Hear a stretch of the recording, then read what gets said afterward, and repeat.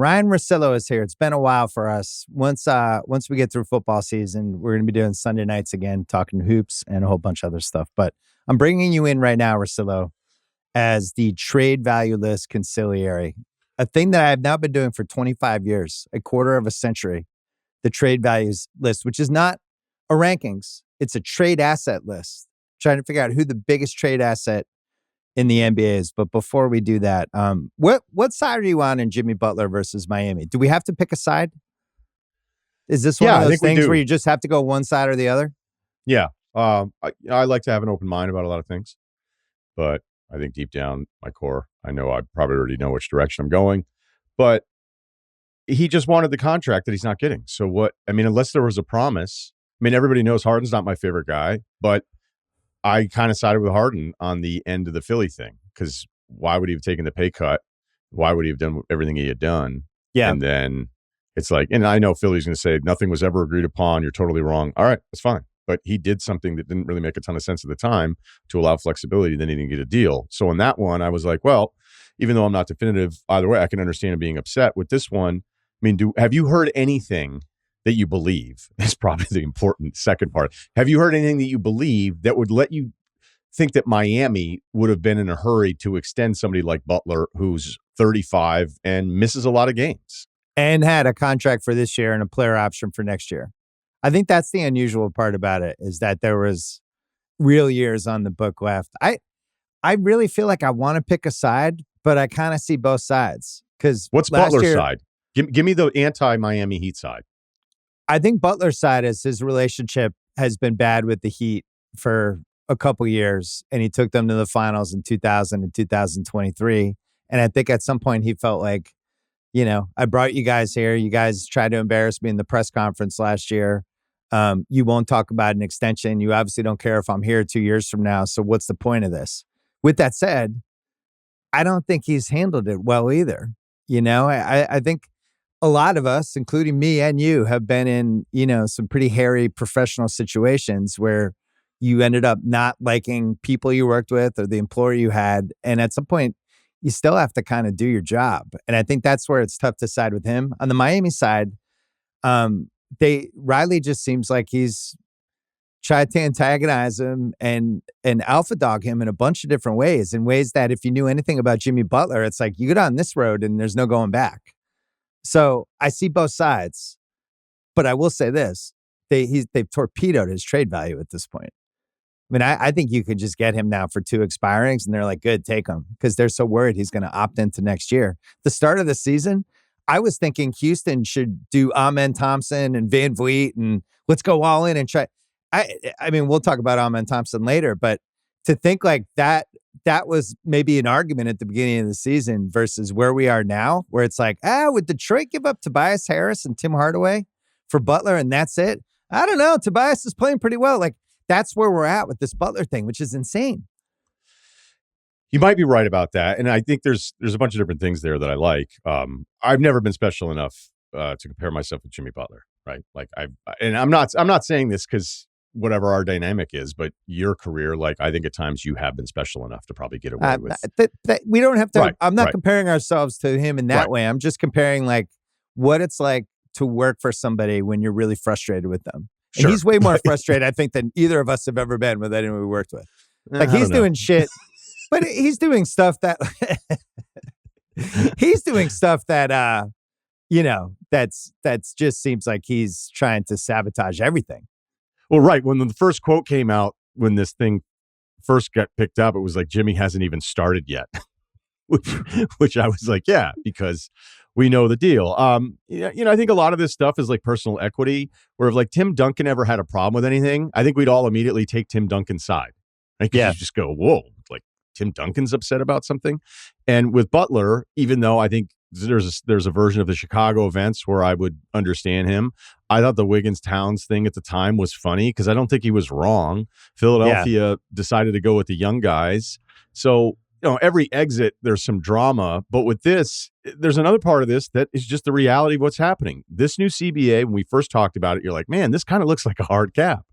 This looks like there's really limited flexibility. I think another motivation behind some of this was that, hey, guess what? If you have a 4-year extension about to kick in and you want to ask for a trade and you want to ask for a trade to like one team that's already pretty good, we're going to set up something that not only curbs spending, which is the primary motivation behind this, but we're also going to like make it really hard for you guys to decide like, sorry, I'm just out of here now. And you have to do this. And I think that a lot of star players, That's a good point. It's becoming a wake-up call. And when you're 35 and you miss a lot of games and your personal history is that it ends up in some sort of bullshit thing that's a distraction for the basketball team, like, no kidding, there's not a great market for him. Well, you think like he in the old days, I want to go to Phoenix. All right, how are we? Exactly. And then they spent 3 weeks. Now it's like, yeah, you're not going to Phoenix. Guess what? We're not taking Bradley Beal. We're not. There's no scenario where we take him. Nobody else is taking him. And on top of it, Bradley Beal is a no trade clause. So Phoenix is out. Stop saying you want to go there. I think it's at the spite point where they just send him, this last thing that happened this week. Now it just seems like they don't even care. They just want to get him out of there and try to move on. I think it's gotten that bad. So he could I don't know why they this want on to be another team. Yeah, I don't know why they'd want to be in the Jimmy Butler business. I think I can't dispute the fact of like whatever the trade market was for him versus now, it's diminished because you're like, here we go again, and it's all fresh. And when it's actually happening, and then you have to sit in their front office and your ownership and your coaches and go like I like the Memphis basketball part of it, but then when you hear the quote being like, don't send him to Memphis, like anywhere but Memphis. Right. So if you're Memphis and you're like, hey, we're pretty good, we're not great, but we're pretty good. So yeah, he raises our top 5 ceiling, which I think a lot of teams just do. Like, hey, if these are the 5 guys who are rolling out there to close a playoff game, this is better than the 5 we have right now. It makes sense. But if you're like, what if he opts in at $50 million and then he's 36 and we don't give him an extension? So even though there's only one team, right? You have to be desperate to do this, and like pushing the Detroits aside and teams that would be like, oh, it'd be fun if they got Jimmy Butler. Golden State's the only team that's actually desperate. Golden State is at an actual crossroads as a franchise, as an organization for the decade. They're just not good enough. And the stat that they're 1-20 heading into the fourth quarter when they're not winning, to me, that's like, we got to go one way or the other, guys. Are we going to try to get better and do some sort of crazy all-in trade, or are we going to start going the other way and start trading off people and just tanking this season and throwing it away? And do we go that way? But right now they're in some middle ground. And that's where, like, if you and I are in the Warriors office with the Lakeups and the GM and they're like, what do you guys think? At some point I'd be like, look, man, I think when Jimmy gets traded, he's going to be really good. I think he's going to be possessed and you might get an awesome year out of him. And this is the only way you could flip your destiny as a franchise. You might be able to get this guy for 12 cents on the dollar. And in a playoff series, nobody's going to want to see him. 2 years from now, do you care? 2 years from now, you're going nowhere anyway.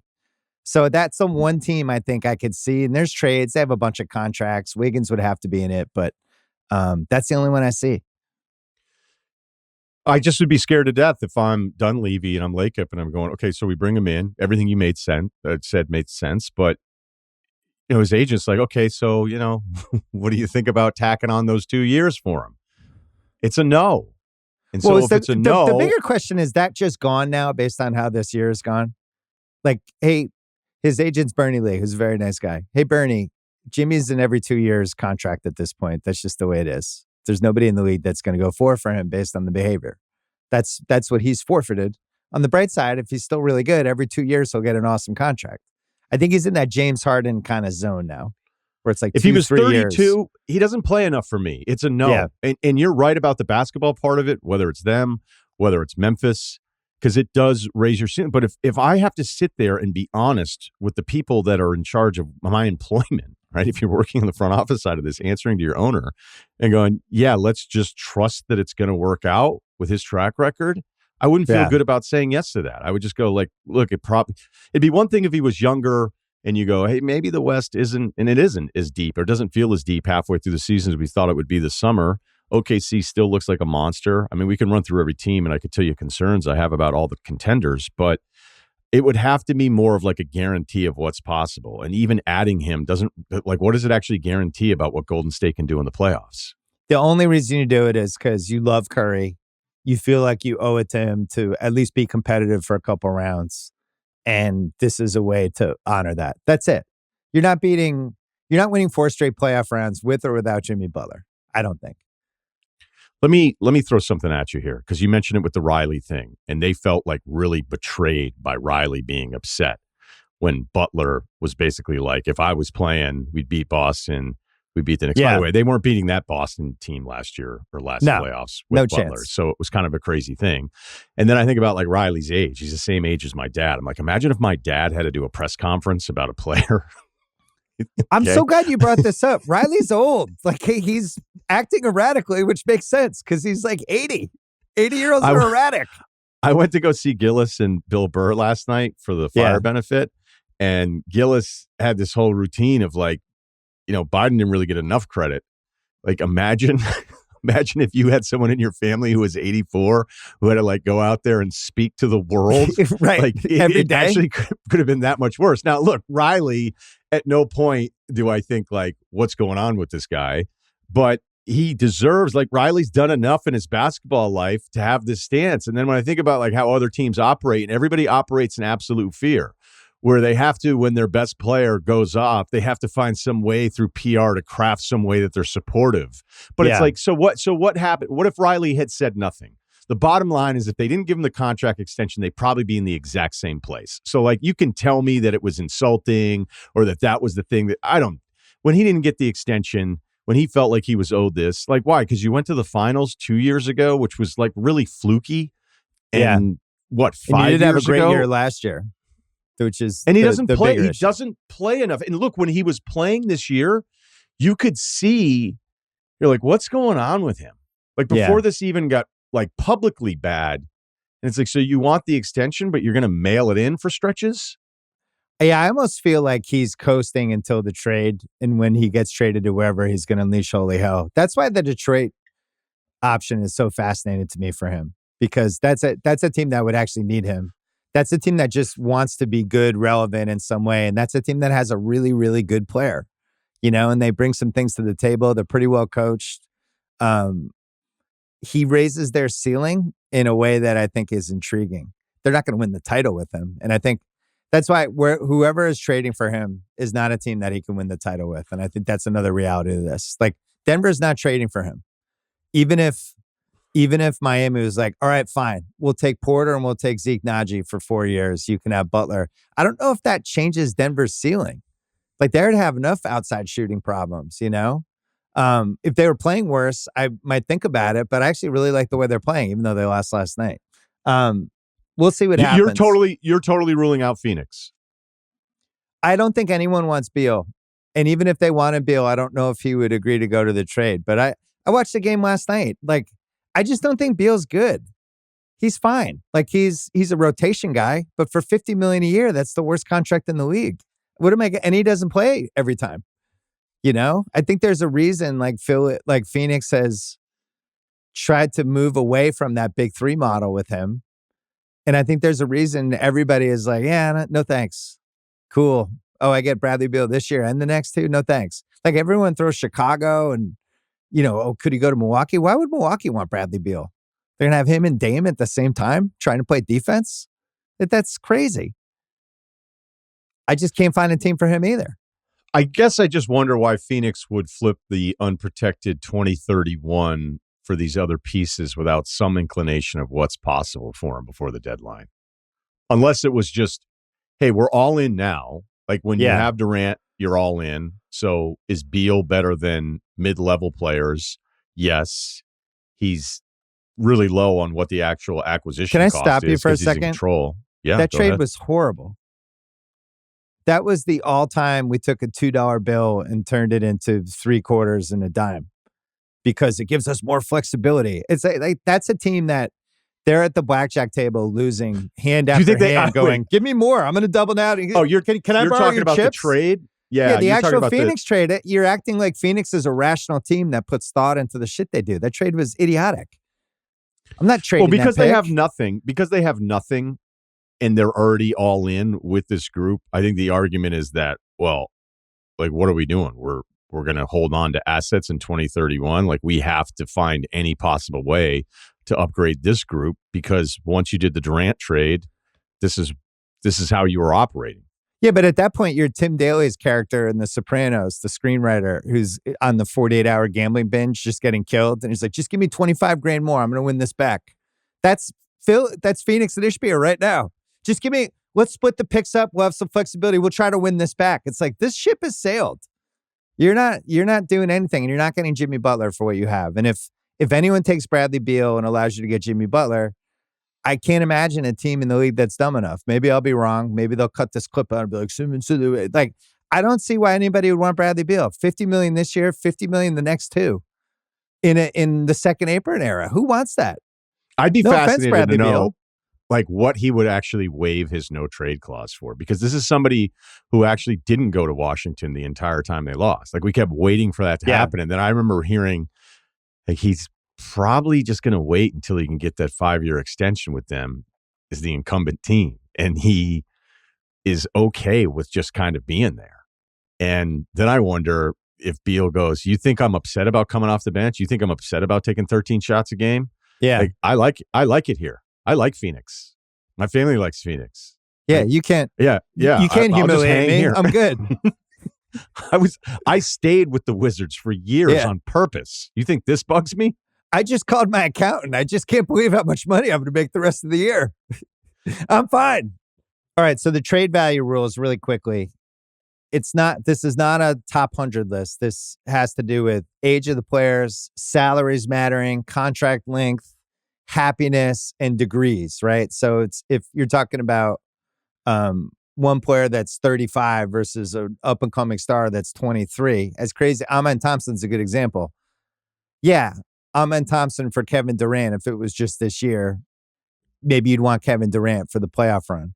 But big picture as an asset for your team, for age, rookie contract, the whole thing, you'd want Amen Thompson. You'd want to be in the business of him for the next 15 years. So that's a good way to think about it.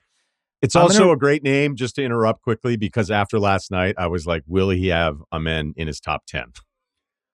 Well, here's the thing. So I've been working on this list for 2 weeks, and there was a version of it a couple days ago where I had him 20.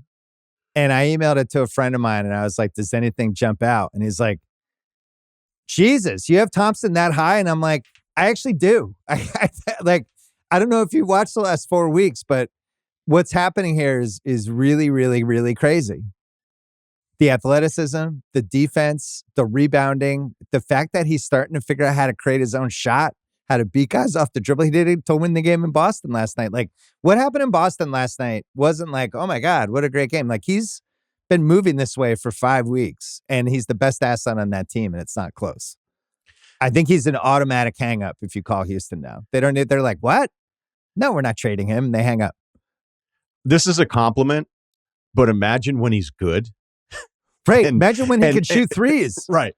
And I don't know if he's going to be like somebody you're really worried about, but there are things that he's doing. Like he was even again, you're right. It wasn't just about last night against Boston. You're looking at these rebounding numbers, but also, and I like it, even though it doesn't look great, like they're letting him get into kind of a pull-up jumper, and it doesn't look very good, but I like that they're allowing him, or they would want him to make those mistakes, because you're never going to develop any of that stuff. You're never going to become the best version of yourself, the most well-rounded, if you're afraid to do that stuff in game. Like it's the old Ben Simmons thing where it's like, cool videos, bro, but you don't do any of those things that you show us in practice because you've eliminated those from your arsenal because you're just not comfortable. And I love to see young players, especially somebody who as raw as him. And when you did the draft work on him, you're like, man, he's such an insane athlete. And this is why people draft guys like this. And then they get mad being like, oh, they just drafted the athlete. And you're like, yeah, but this is the version of like the best case scenario of like, if this guy ever figures it out with his gifts and the fact that he's like a 1% athlete, I want him making some of those mistakes. I want him pulling up off the dribble and maybe taking an ugly jumper right now, because the only way it's ever going to get better is when he's confident enough to actually apply some of this stuff in game. So it was, when you sent me the list this morning, it was the first name I was looking for, because the question is, how high should he be? Well, right. You called him a 1% athlete. I think he's like a 0.1% athlete. I think you're the best to ever do it. I don't know how. I just think athletically, he's on some rare plane that only a few guys I've seen have been at. Like when we're talking It's like young Westbrook stuff. Kawhi, young Yeah. Pippen, Westbrook, Derrick Rose, those early years, MJ, obviously. It's like a very small list, and he's on it. And you saw some of the stuff he was doing on both ends last night. Like even Tatum going by him and getting, layups or shots he want.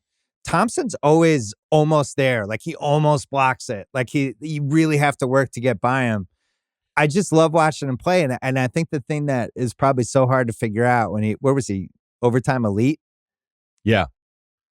How do you figure out the competitiveness piece for a kid who's like 17 playing in some goofy league, right? The thing that's great about him is how like relentlessly competitive he is. Like I'm such a huge fan. And for whatever reason, Jabari got hurt. They went a little smaller with him. It unlocked something. And now if I were them, I wouldn't trade for anybody.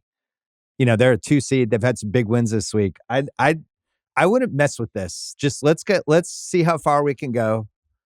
Let's keep pushing Thompson a little bit. Let's nudge and see really what's there, short term, long term. And next year we'll figure it out, or this summer, right? I think that's the move, because the wins they had this week, you really have to start thinking, but what if they did this? Could they like make the finals? We've seen teams like out of nowhere, and we've argued about this in the past. If you have a chance to make the finals, how far do you go? In this case, I'd probably wait, because I think all their flexibility comes this summer once they can trade those Şengün and Jalen Green deals. And so you want to know heading into the summer what to do. The other thing about this trade market, it is just a hit list of guys I'm not a huge fan of. Like every big it really name is. That's it's the rumored. Russillo All-Stars. Right.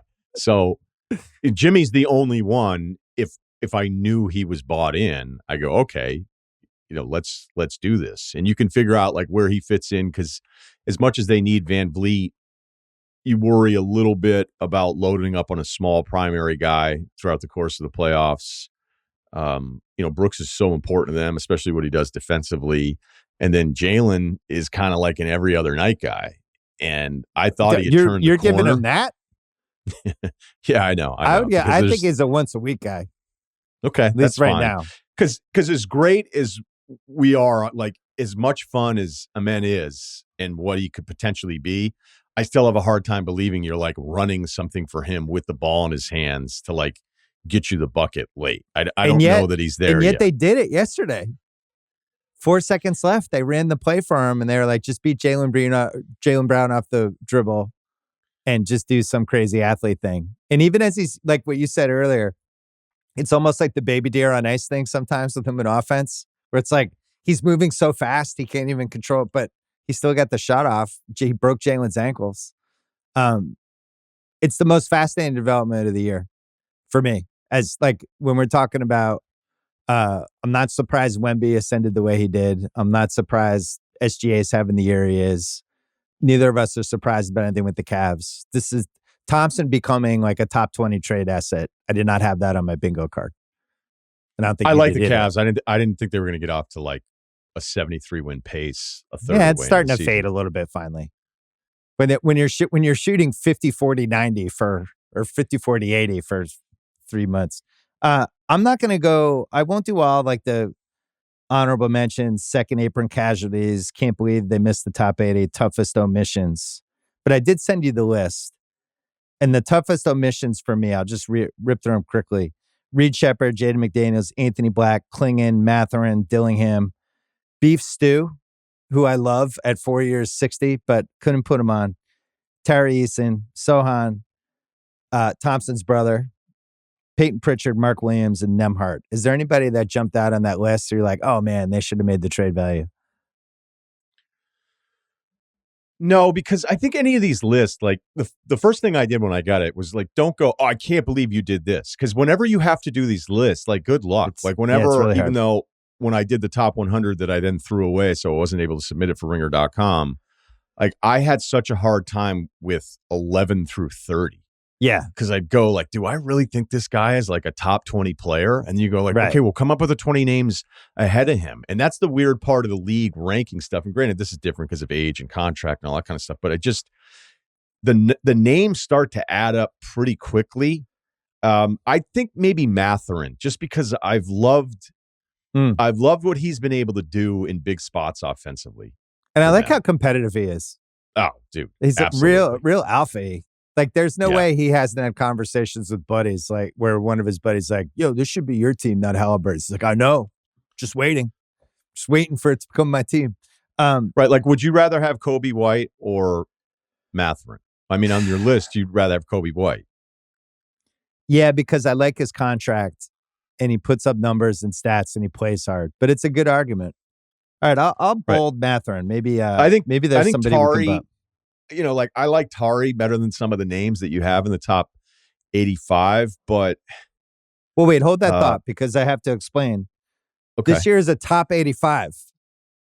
It's unusual. There were years in the mid 2000s when it was a top 40 and I was barely getting to 40, like barely, like squeezing, shoehorning names in to try to get to 40.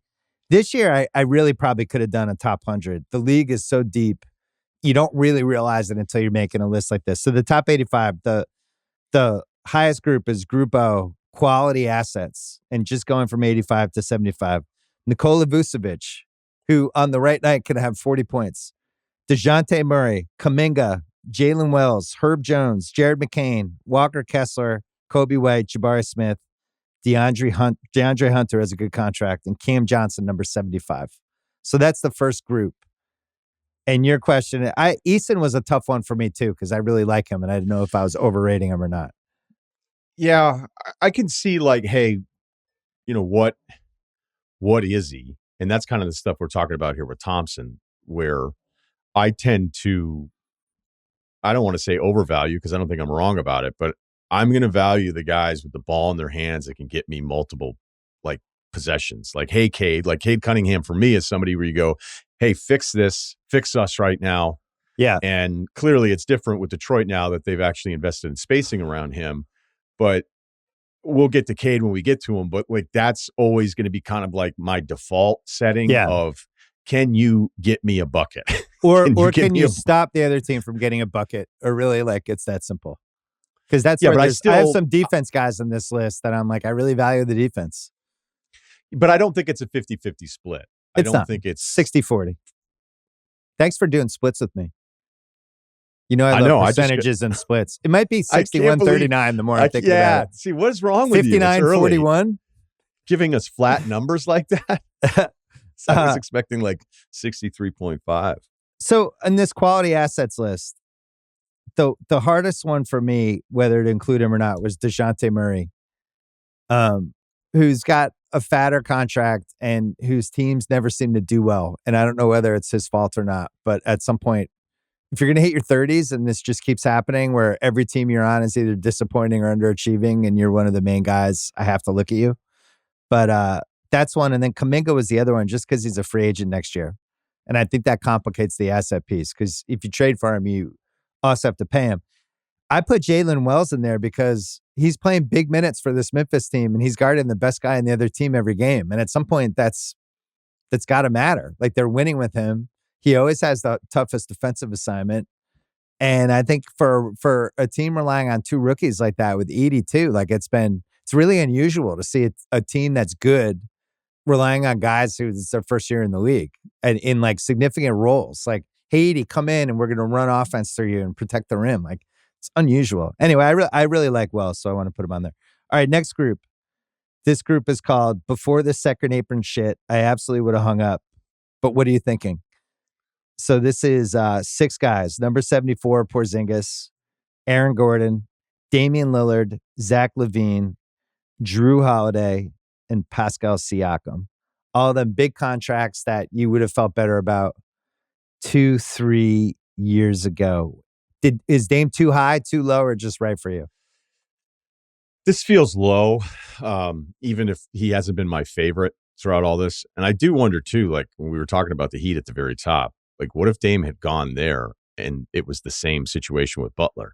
Because Butler's not getting the contract, would Dame be going? I just wonder if Dame at any point is going, this actually worked out better for me, despite the fact that Milwaukee, probably more based on health than anything, has been disappointing when you bring in somebody like Dame to pair with Giannis with this. The Gordon one is tough, man, because Gordon with Denver is worth so much more to them than as soon as Gordon is away from Jokic, he's just not going to be the same kind of player. So his contract, this is year one. He had an extension. So it's basically 5 years and 150. So it's pricey. It's not crazy. Right. He's so and he important plays to really them. well with Jokic. So I think that makes his value higher just because, it's just Jokic is at such a crucial point of his career and is such an important player, not just for this generation, but just historically. Like, I just know Aaron Gordon's good with him. So I'm not trading him. It would really have to take something for me to give him up. So when you label this second apron thing, which I think you're absolutely right about, like Porzingis and Drew, and you wonder, like, after this version of the Celtics, if there's a second apron transaction that happens there with Boston, depending how the season goes. You mean in July? You mean emphatically yes? You mean next month? Don't you think Gordon's a no because of basketball first and contract second, if at all? For Denver? Yeah, I don't. I just think he plays too well with Jokic, and as long as you have Jokic, you have a chance to win the title. That contract's not prohibitive. The Murray contract's probably a little more problematic. Although he's been really good the last couple of weeks, and I think we're all a little happier with what we're seeing. But I would be more worried about that because you can't miss on the $50 million contract. You can overpay a little bit on the guys making 30. LaVine should be behind him, is my point. LaVine should be behind Gordon. Okay. Do you like LaVine? I do. I'm stunned. It's another shocking thing that's happened this season. Because I've watched him multiple times be the best guy in the court in games against really good teams. And it wasn't like once. We're talking 7, 8, 9 times where it's just he's really hard to defend and he's playing, I think, as well offensively as he's ever played. And I value the offense. He's a 25 points a game guy that can go toe to toe with whoever at the end of a game. It's not nothing. Like, I'd rather have him than Dame at this point. Because I can find point guards. I think it's much harder to find these swings that can create a shot.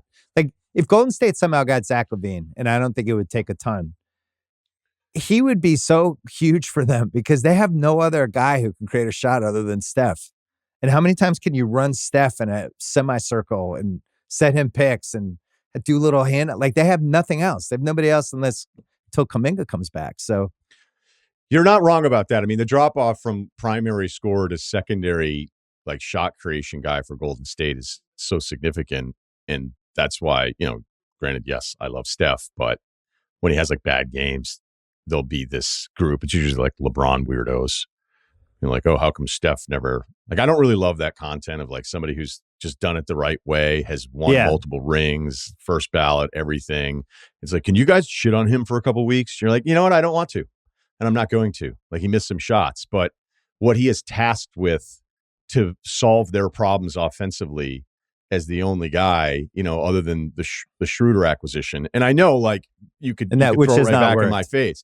Right? You could throw it right back in my face and be like, I thought you just started this podcast talking about you like bucket getters. And you're absolutely right. Like, there's moments with LaVine where he looks like the most offensively talented player on the court. But there are just too many plays as a seasoned LaVine watcher.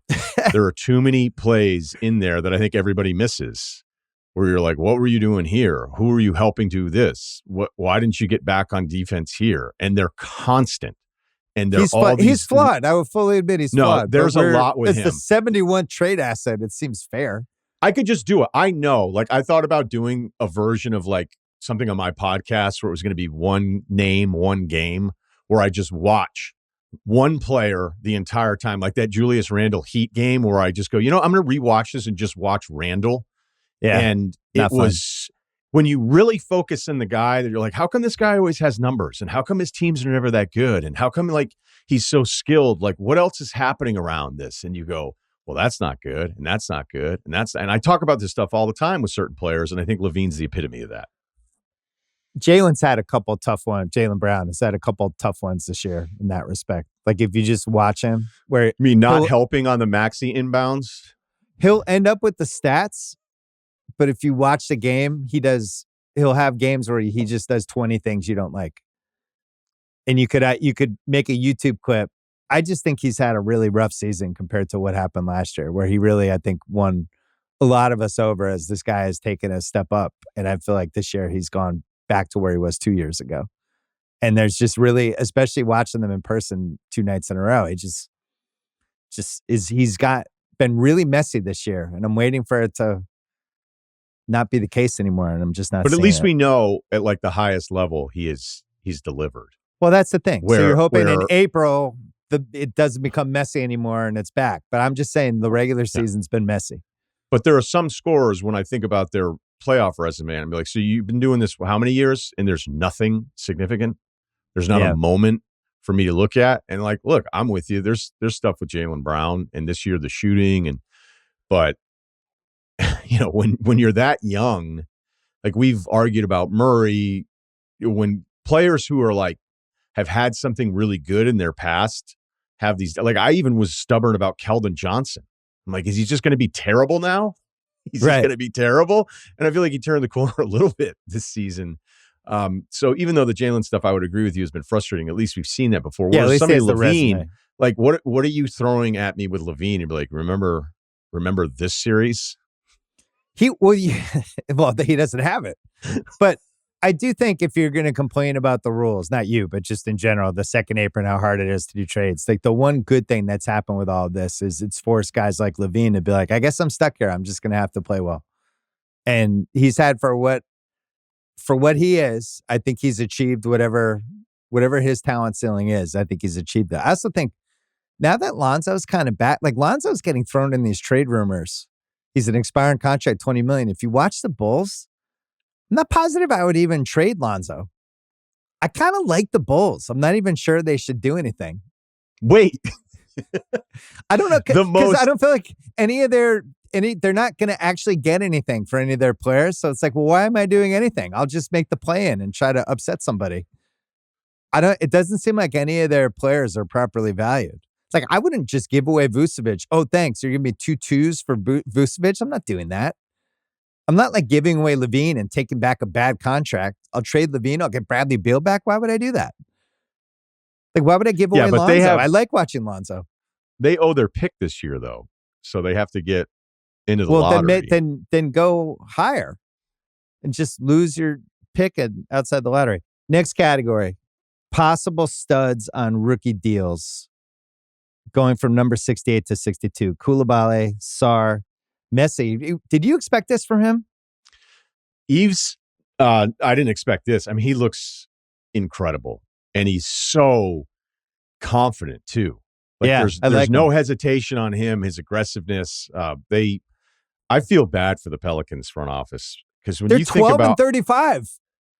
Like, well, and I know like that it's 9 of their players. They have done such a good job through the draft. Yeah. And they have just, their main guys aren't healthy. So it's not a mystery.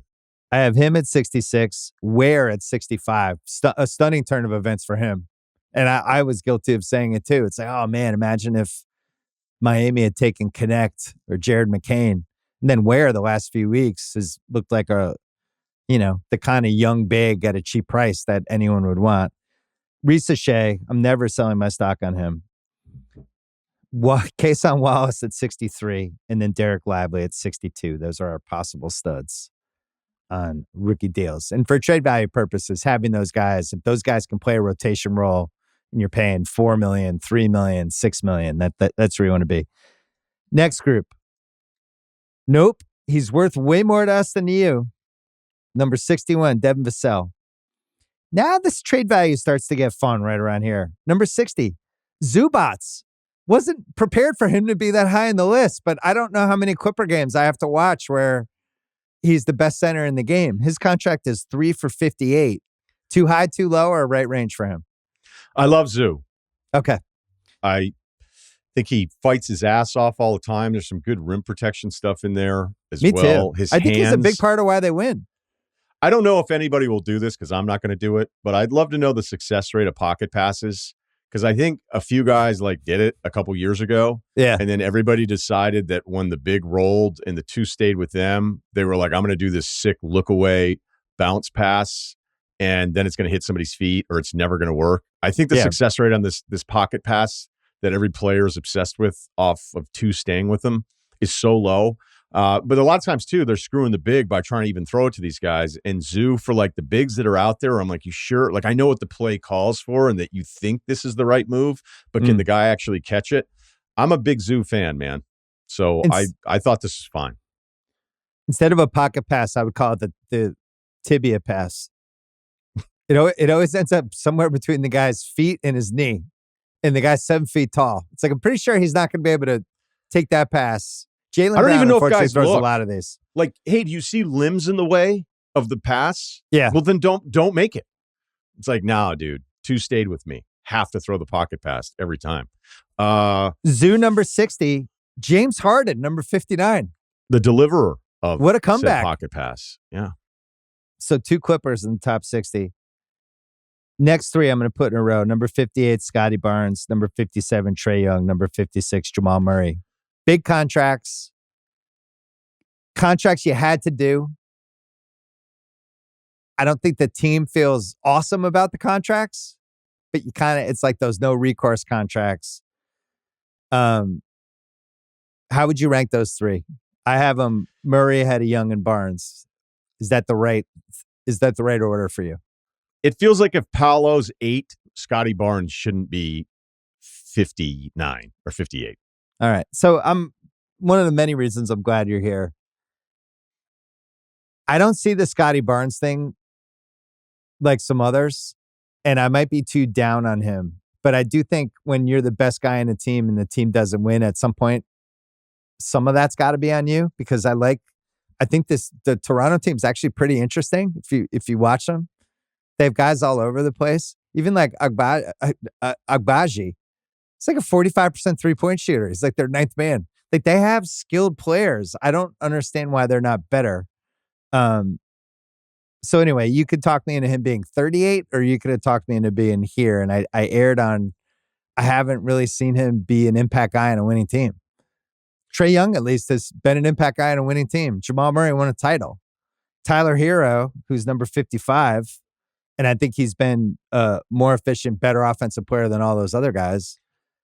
I just would rather have Tyler Hero at 3 for 93 than pay the max for Scotty Barnes. Well, look, this is probably the wrong time to be ranking Scotty Barnes because it's getting worse. The efficiency stuff continues to decline over a 4-year stretch. He's back under 30% from 3. I think you always knew that he was a weird player, but in a good way, because he could do so many different things. But yeah, back to the primary scoring thing, I don't think he was ever going to be like a Cade. And even though Paolo, people would get on him with his efficiency stuff, especially last year, that was the big Paolo Scotty Barnes argument last year. It's yeah, but are you watching the shots that Paolo is tasked with taking? Right. All these other guys Please are factor out? That in. Right. Watch and see how difficult some of the shots are for this dude, because he's left with the ball to bail them out of every one of these possessions. So I think if you did a 4-year thing of Scotty, and again, it's your list, so I don't want to sit here and go through 10 straight guys. I'm happy too low. I'm happy to move. No, this is one of the ones I really wanted to hash out. He's averaging 28 and 6 this season. He shooting 27% from 3. And I guess my fear for him, and this would actually be a good outcome for his career, but there was that Iguodala stretch in Philly when he was miscast as the lead guy who's I'm going to be the guy who carries our offense at the end of games. And I'm our number one guy. And guess what? The team never won. And then once that got repositioned as no, I'm actually an awesome, overqualified number 3 guy or number 4 guy. And I'm going to guard the best guy on the other team. And I'm going to learn how to hit 3-point shot. And I'm just completely additive. And then he found his destiny. I wonder if that's Scotty Barnes. I wonder if he's just miscast right now as we're going to run our offense through Scotty Barnes. I don't think you're going to win games if you're running the offense through him. At least the player he is now. Yeah, but the thing is, I think his playmaking is actually pretty good. But it's just, we talked about Toronto this summer. It's look at who they're paying. Look how much they're paying all these guys. Yeah. And there's nights where I like RJ Barrett. But it feels like everybody's a slot up too high on a priority list for a basketball team. It's a movie where they couldn't find the guy to put on the poster, and it's a bunch of character actors and role players, and it's I don't know. Kind of wish we had Nick Cage in this one. If you were Lawrence Frank and Toronto called and offered Scotty Barnes or Norm Powell, you're not saying no. As a straight up deal, though, like Scotty's making, Well, I don't know, mid 40s, but that's part of the trade buy thing. Norm's making $17 million a year, averaging 24 points a game. So you have to factor in the salary. Do I want to pay Scotty Barnes 45 or Norm Powell 17, whatever the numbers are? That's where this gets hard. Because if I'm paying Scotty the number I'm paying him, I only have money to pay two and a half guys that much money. Right. So now I'm all in. He's got to be one of my best two guys on the team trying to win the title. And I don't know if he's that guy yet. Do you think Miami would say no to Scotty Barnes for Tyler Hero? I do. Really? When you factor in the salaries, yeah. If I'd rather pay Tyler Hero $30 million. But you might be right.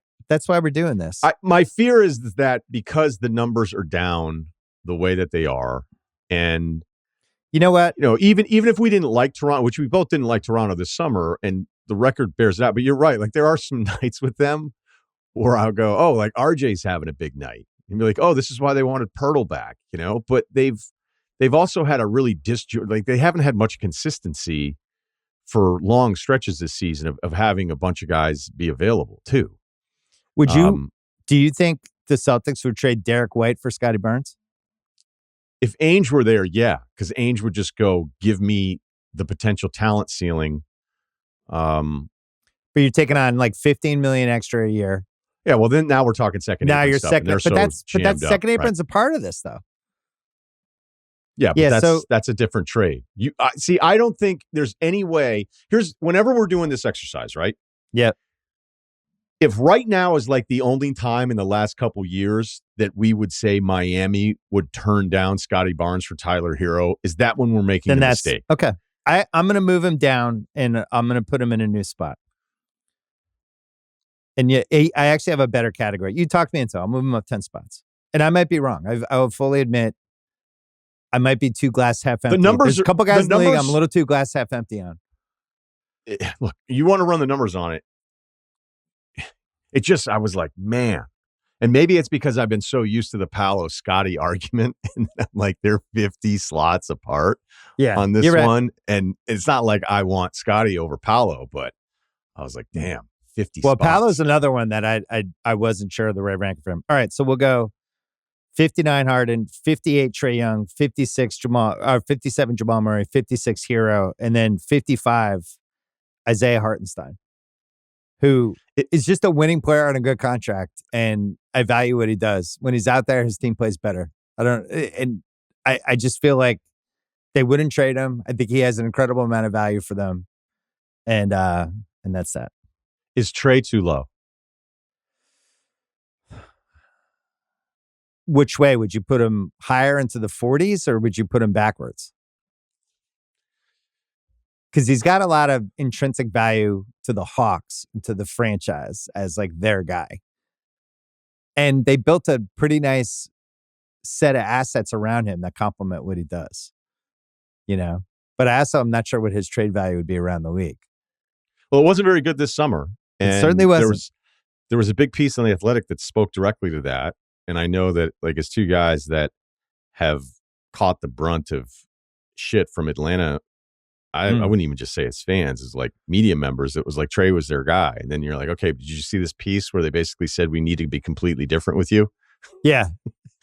That should matter. Right. And so you've seen it. You've seen it this year.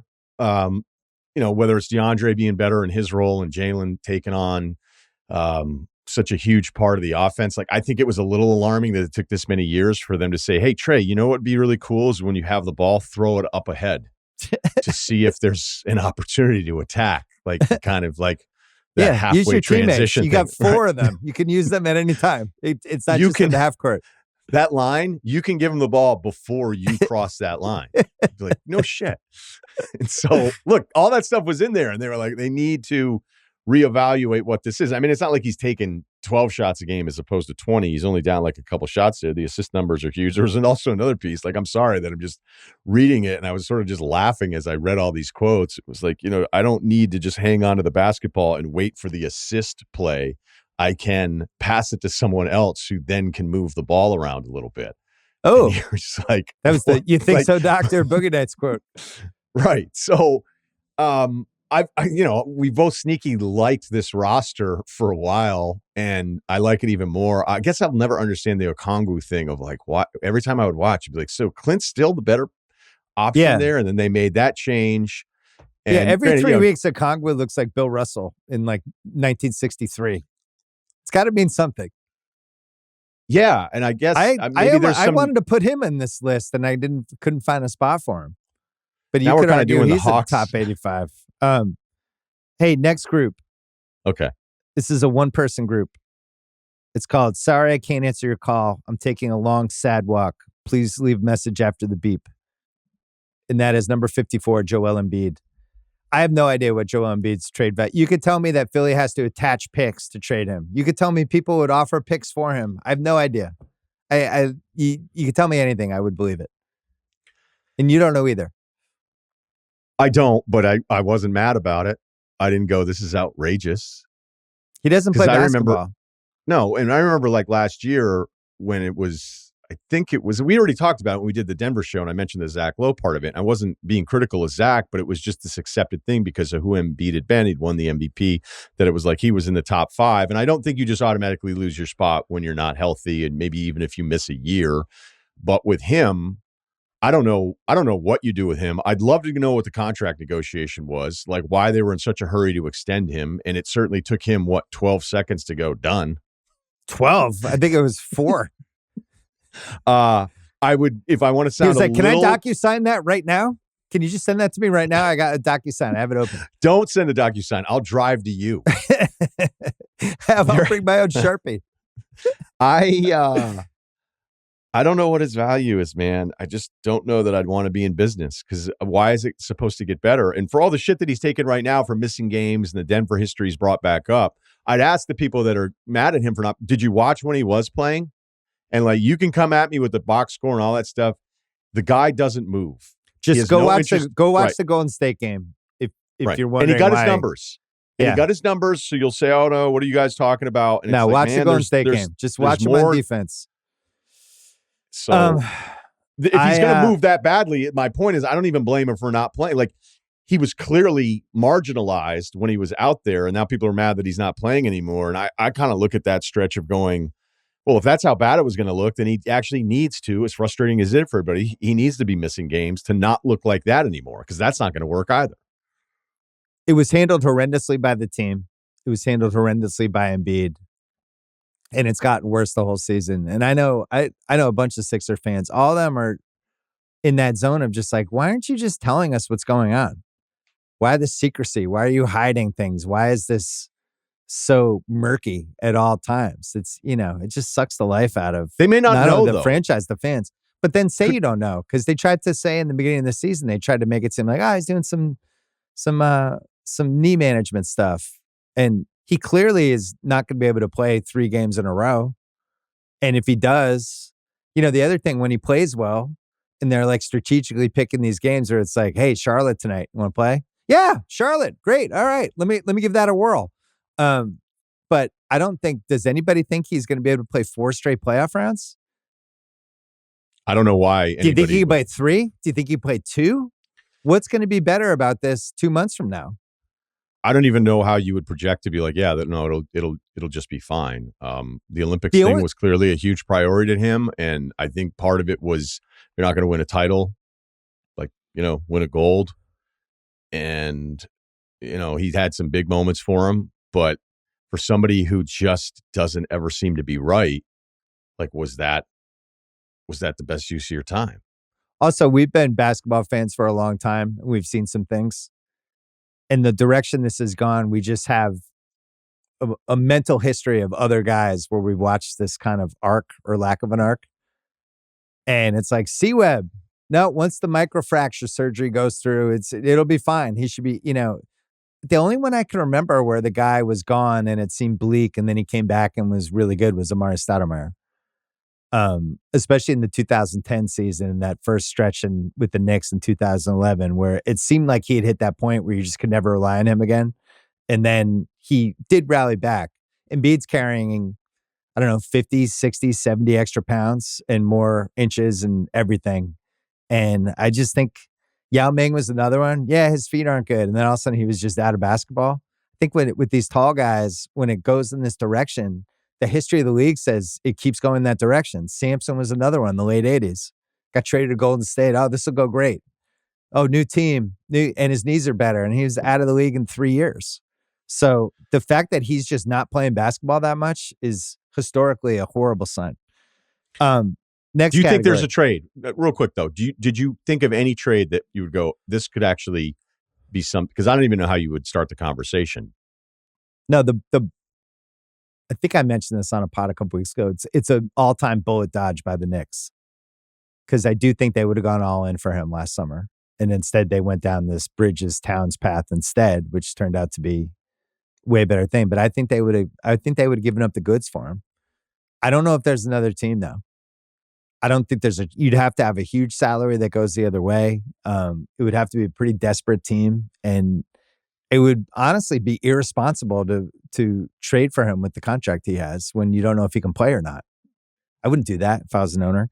Would you trade Beal for him? So Beal 3 years left this year and the next 2, but I get out of the Embiid business. Yeah. I mean, would Ishbia do that? Of course.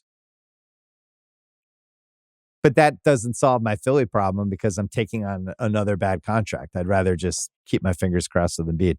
Next group, very valuable assets on very good contracts. Number 53, Naz Reid, who's like making $12 million a year. He's one of the best contracts of the league. Lou Dort, another one who makes nothing.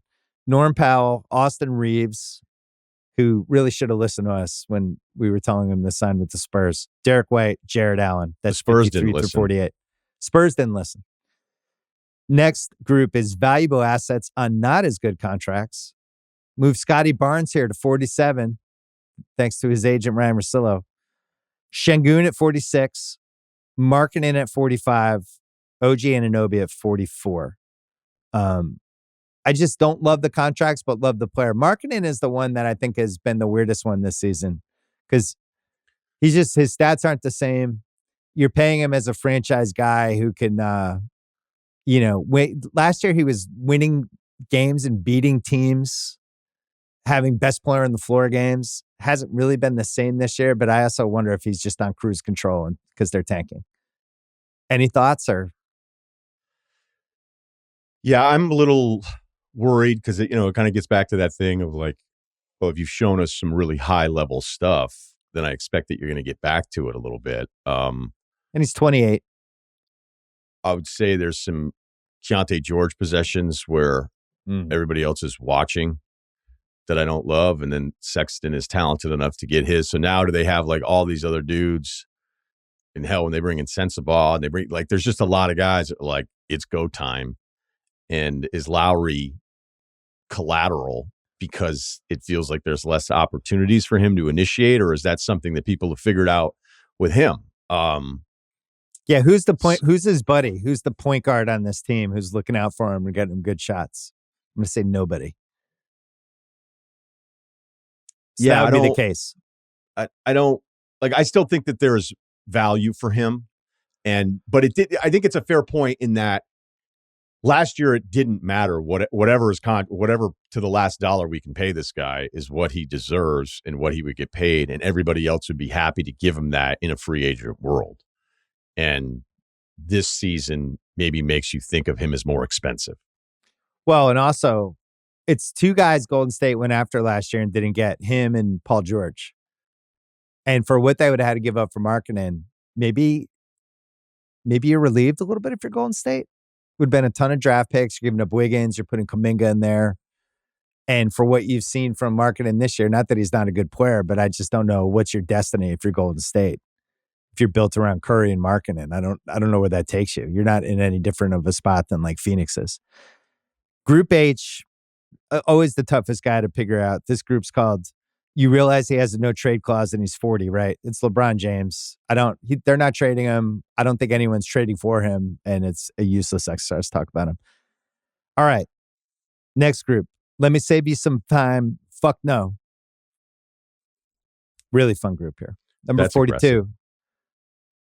Castle. 41, Trey Murphy. 40, Josh Hart. 39, Dyson Daniels. 38, Desmond Bain. 37, Darius Garland. 36, Jalen Suggs. We're getting into some real trade assets now. I'm fine to admit that I'm overrating Castle if you think I am. I just really like him. I'm all in. I have a house on Castle Island already. I'm in. I'm completely in on that guy. And the question would be, should he be that much higher than the other guys in the draft? In my opinion, yes. I think he's going to be a guy who could be a top 3 guy on a title team. And I think he's a really nice person for the Wemby experience as we travel through it for the next 7-8 years. That's a guy who can win titles with them. So I might override him. No, I don't think it's because here's an example that I would use. Like when we went back and looked at like Kuminga, right? You had Kuminga 83 and you had toughest omission Tari Eason. I would look at like, okay, I've seen the ups and downs of the Kuminga thing for multiple seasons. So the idea that it's just going to turn this corner into something like really steady and that he could be a number 2 scoring option on an okay team for like $30 million a year.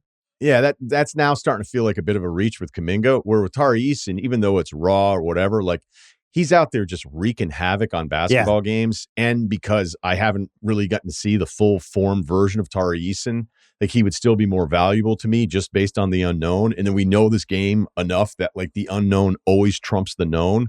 And that's why Castle is a hang up, even if it's not like the best because whenever we see somebody young that's this good, we're like, what if he can do this? What if he can do this? I don't know if he's ever going to be able to shoot it consistently, but I do know this. The guy's 2 years removed from high school, and he goes at like 30-year-old dudes like they stole from him. He looks to fucking kill guys. So that mentality and all of that, like having a dude out there that is completely unafraid this early, like there's plenty of young guys who are like, okay, he's just uncomfortable and he needs to kind of get through this. There's none of that with him. So even if the full arsenal of like all the offensive polish of even a guy like Vassell, I have no problem with him being this high because teams don't trade guys like that. I agree. I'm really interested to see what happens with them next 2 months and with San Antonio in general, because I actually think their record's lower than maybe it should be. We all went under on them, or I went under on them. Maybe you went over on them before the season. No, I'm pretty sure I went over because it was such a massive jump. I think, did you go over? No, I went under. I went just because I thought the West was too good, and I didn't see the path for them to be in the high 30s. But they're in a lot of these games, and Wemby's terrifying. And if Castle gets better down the stretch, who knows? Trey Murphy, I'm putting at 41 because I liked last year for him. I think they fucked him this year with the contract extension. Couldn't really work out all summer. Didn't know if he was getting it. Then he gets it. Got hurt. But if you've watched him the last couple weeks, that's just the kind of guy you want on your team. You know, he's. I think we would have seen this earlier from him too. One with health and just more opportunity. Yeah, like it's starting to feel undeniable with him. Yeah. And now I kind of just don't want some of these guys to get in his way because I think there's an awesome version of him that's just waiting to happen here, and I love him. So if we ran a team, we'd be calling Griffin every 48 hours. Be like, I don't know, maybe get too many guys. What about Murphy? Josh Hart, I was shocked that I had him this high, but the guy plays 42 minutes a game, has crazy stats, and he's indispensable on a top 5 team, and he's on a good contract. So I had to put him there. Daniels, we both love. Bain, Garland, Suggs. No arguments on any of those. This next group, it's 3 people. It's called If You Tell Shams, I'll Deny It to the Death, but I am absolutely unequivocally 100% listening. Number 35, Zion Williamson. Number 34, LaMelo Ball. And number 33, Bam Adebayo. And I think Bam would be the surprise in that one, but I'm just prepared for anything with Miami. I don't know what they do, whether they blow it up. Who knows? Like, is Miami hanging up if you're like, we're here to talk about Bam? I just don't think they are. I think everyone on their team's available. I might hang up on you and end the pod right now for having Bam in a group with Zion and LaMelo. I'm sorry. I could also put him in the next group. Just put him in another group. He shouldn't be in that group with those 2 guys. Okay. I'm going to move him down just to keep you happy. So it's so I'll keep him in the disrespectful same ranking, number 33. Yeah, that's fine. But he's in the next group, which is called Sorry, We're Pot Committed Here. Okay. Zion and LaMelo. I would trade for Zion. I would totally talk myself into he's in the worst possible franchise with the worst trainers and a weird fan base and a bad city for him. If we just bring him here. Yeah, it was the weird fan base. That's what did it. I'm saying if you're talking yourself into, if we could just get him, we can mold him. He's the kind of guy that gets GMs fired.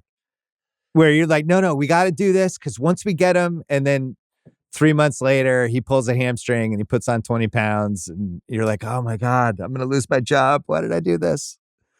That's him.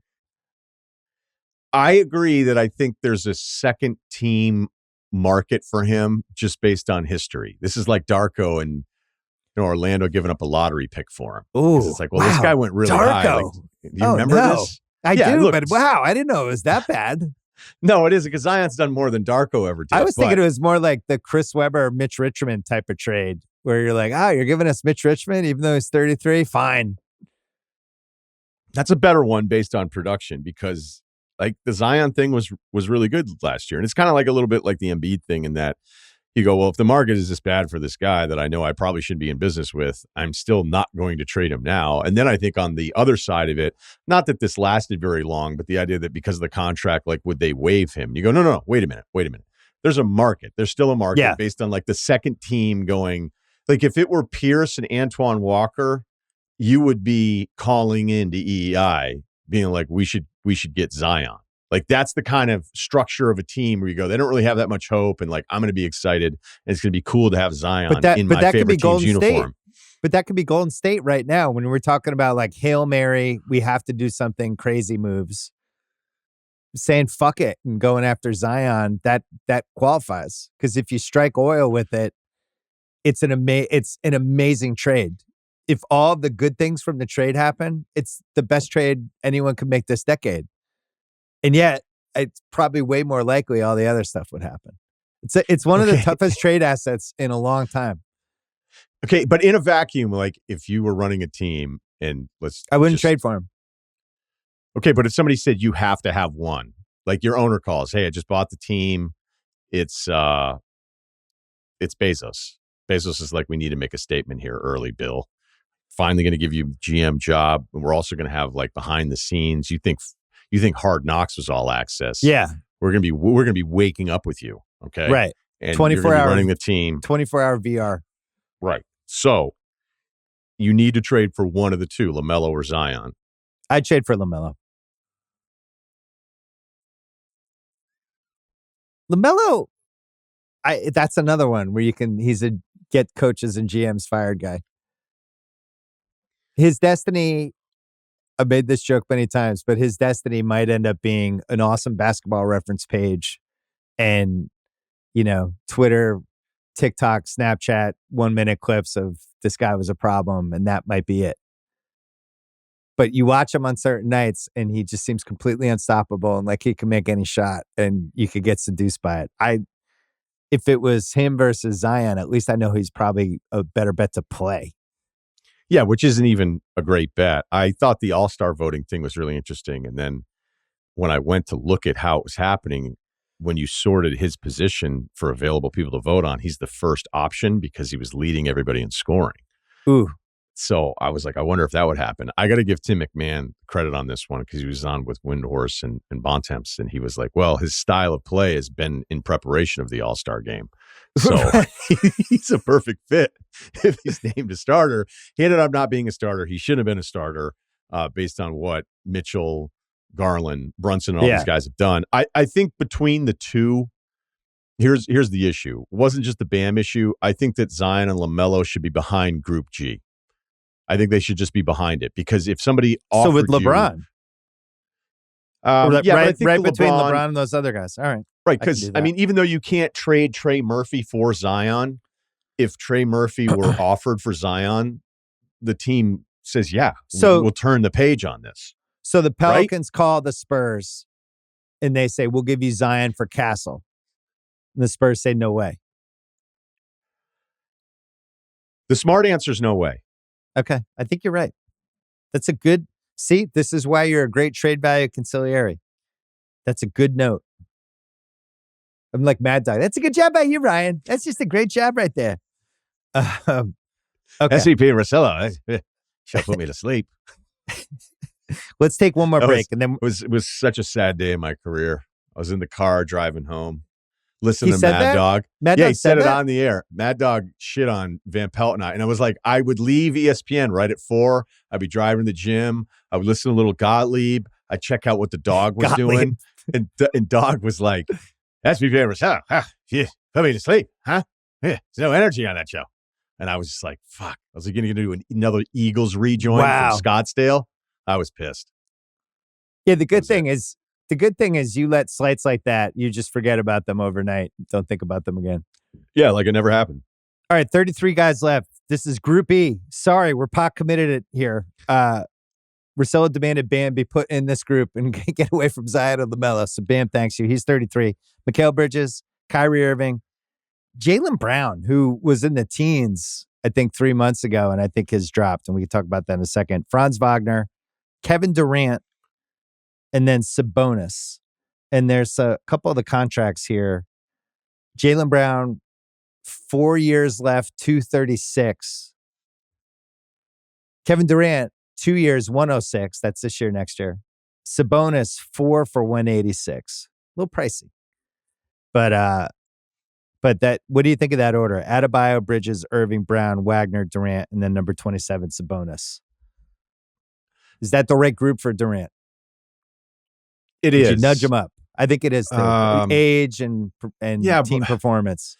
But, you know, if Durant were offered to the Pacers or Halliburton, would they just go, yep, no problem, and we'll just have Nembhard initiate everything? I don't think the Pacers do it. It's too hard to find a guy who's like, I love being Indiana's signature guy. I think it would take a lot for them to trade him.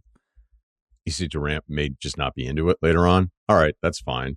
I love this group because I think this is where it really starts getting hard. This is where all the tape for you, Bill, is showing up because Kyrie, this is maybe the highest he's been in a long time. Listen, I'm a second chance guy. I'm a third chance guy, and I'm even a fourth chance guy. Kyrie, not one of my favorites for a long time, and he really won me over the last couple years. He's fine. He's a late bloomer, but I don't know. I think this is the right area for him because if he's your second best player, you can make the NBA Finals. We saw that in June. Yeah, mic'd up, just leadership pouring into your ears. Coherent press conferences. Hasn't done really anything goofy in about a year and a half, 2 years. Right? Well, yeah, I think we're coming up on 2 years of him being 2-year traded. anniversary. That would have been a good anniversary for ESPN to celebrate. It'd be a good 30 for 30. You know, the Jaylen thing for Durant. You think Boston says no?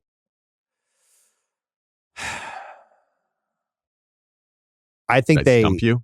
I think they'd have to. Well, that's why I had Durant 28 and Brown 30 because I think if you're Boston and you have the chance to get out of the last 2 years of Jaylen's contract and replace him with somebody that would keep you as competitive as you are right now, you'd at least have to have meetings about it. If you're Phoenix, why am I doing that? Like I'm already like all the way in with this KD Booker thing. I can't really deviate from that at this point. It just feels low for Jaylen, and I think because of this year, he's getting dinged too much. Although, so you put him in the 20s? Yeah, but I like the group that he's in because Sabonis is incredibly like the stats with him every single time. I don't even know that I blame the guy from Turkey for voting him for MVP. I know he wasn't he from Greece or something like that. Like he might have just pulled up and gone like, look at this plus minus shit. Like, are you kidding? Like that has to be the MVP. 15 rebounds a game. Yeah, the like, Jaylen thing, 4 years for 236 in the last 2 years in the 60s when we're in a second apron league now. It's just, it's really hard to pay your second best player that contract. I think that's why he has to be dinged. It's not totally his fault. Okay, but like we were doing it before. And so what was the Jaylen deal? 5 years what? 5 years almost. I mean, it was like 280, 285, something like that. Now we're 4 years left at 236. So it's just a crazy number. Because we were talking OG and Anunoby. We didn't really get into it. Like there's part of me that will always think like you had to pay OG and Anunoby 5 years, 212 fully guaranteed and give him a player option on the last year. And, statistically, there's some stuff with him. You're like, but when you watch him, you appreciate him a little bit more, certainly when he's been more available, which I think has been a fair knock on him in the past there. But you're right. Like, it's still 75 million light of what you're paying Jalen. Yeah, he's 49.2 this year, 53, 57, 61, 64 in the 28-29 season. That's alarming for anybody. Right, but the cap's going to go up, and at 65 million, as crazy as that number is, it's 65 million for him at 32. He's going to age well, and at that point, it's under 32% of the actual cap hit. So I hope he ages well. I don't like the fact that he's fucking jacked. I think he needs to unjack by about. I think he needs to unjack by about 7 pounds of muscle. After seeing him in person for 2 days, I was alarmed by how jacked he was. He looked like he should be with Jesse Ventura and Schwarzenegger and Carl Weathers in the Predator movie. That's like how jacked he was. And I just don't like that's. Didn't hurt Kevin Willis. You're a small forward. Is Kevin Willis first team all time? Yeah. Looks like he could play right now. Like, I love that's always the Fred Lynn thing when he stops by Nesson once a year. It's just it's mandatory. Yeah. Mandatory that anybody that ages well, he can be 104 and you'd be like, that guy probably get you 6 innings right now. Right. You just have to Anchors basically be love that. skinny. It's just if you're skinny, they say it. And a tan. Oh, you don't have a pot belly and you're tan. You can play right now. Group D, 7 guys, budding franchise guys. Tyrese Maxey, 26. Halliburton. Gulp. Karl Anthony Towns, number 24. Ja Morant. Brandon Miller, Jalen Johnson, and Chet Holmgren, who would have been higher, but he's had 2 major injuries already, and he's like 22. And I had to ding him. If he healthy Chet Holmgren, I think would be higher. Anyone on that list jump out to you in the wrong way or the right way? Towns has been great for them. Completely won the trade. Still going to be a little bit worried about what the defensive alignment stuff might be, but when they're rolling offensively, it's just an awesome 1 through 5. The contract for Towns, 49.2, 53.1, 57, 61. Yeah, he looks even better hairy, too. But he's been awesome, and there's no way he's not a top 30 trade asset. Where he is exactly, I don't know. Nope, I don't think when, as we get to the rest of the list that I've seen here, so there was nothing. I always could pick at anything. I guess I'm just kind of wondering, like, what is Ja right now? Well, that was the one. Is Ja too high on this list? And should he be backwards? Just because Ja doesn't play a lot.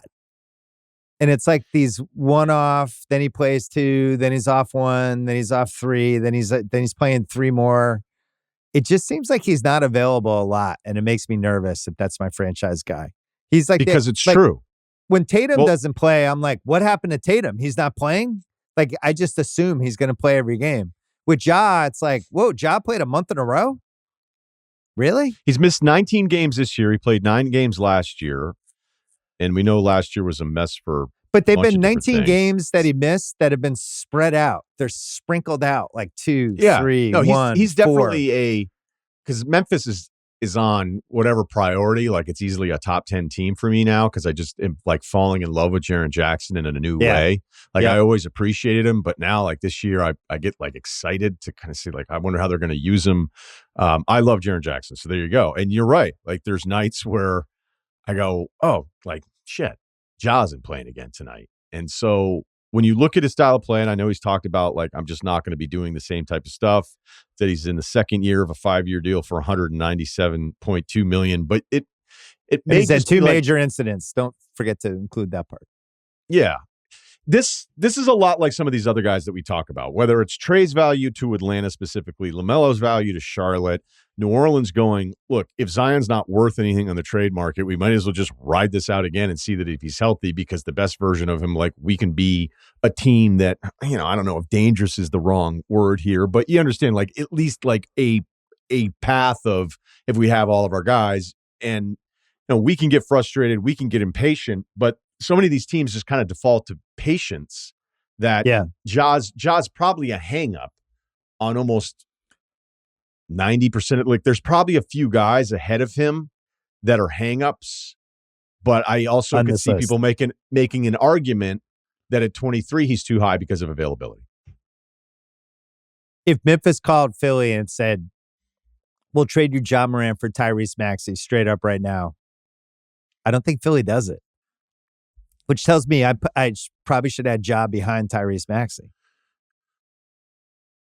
Yeah, and Maxey, has missed a little time this year, but that was those are the two that I put next to each other. The contract's the same. Maxey's only on the first year, but it's 5 years, 204, like I said, versus 5 years, 197. Maxey played 60 games last year, 70 games the year before that. He's played 37 to 44 this year.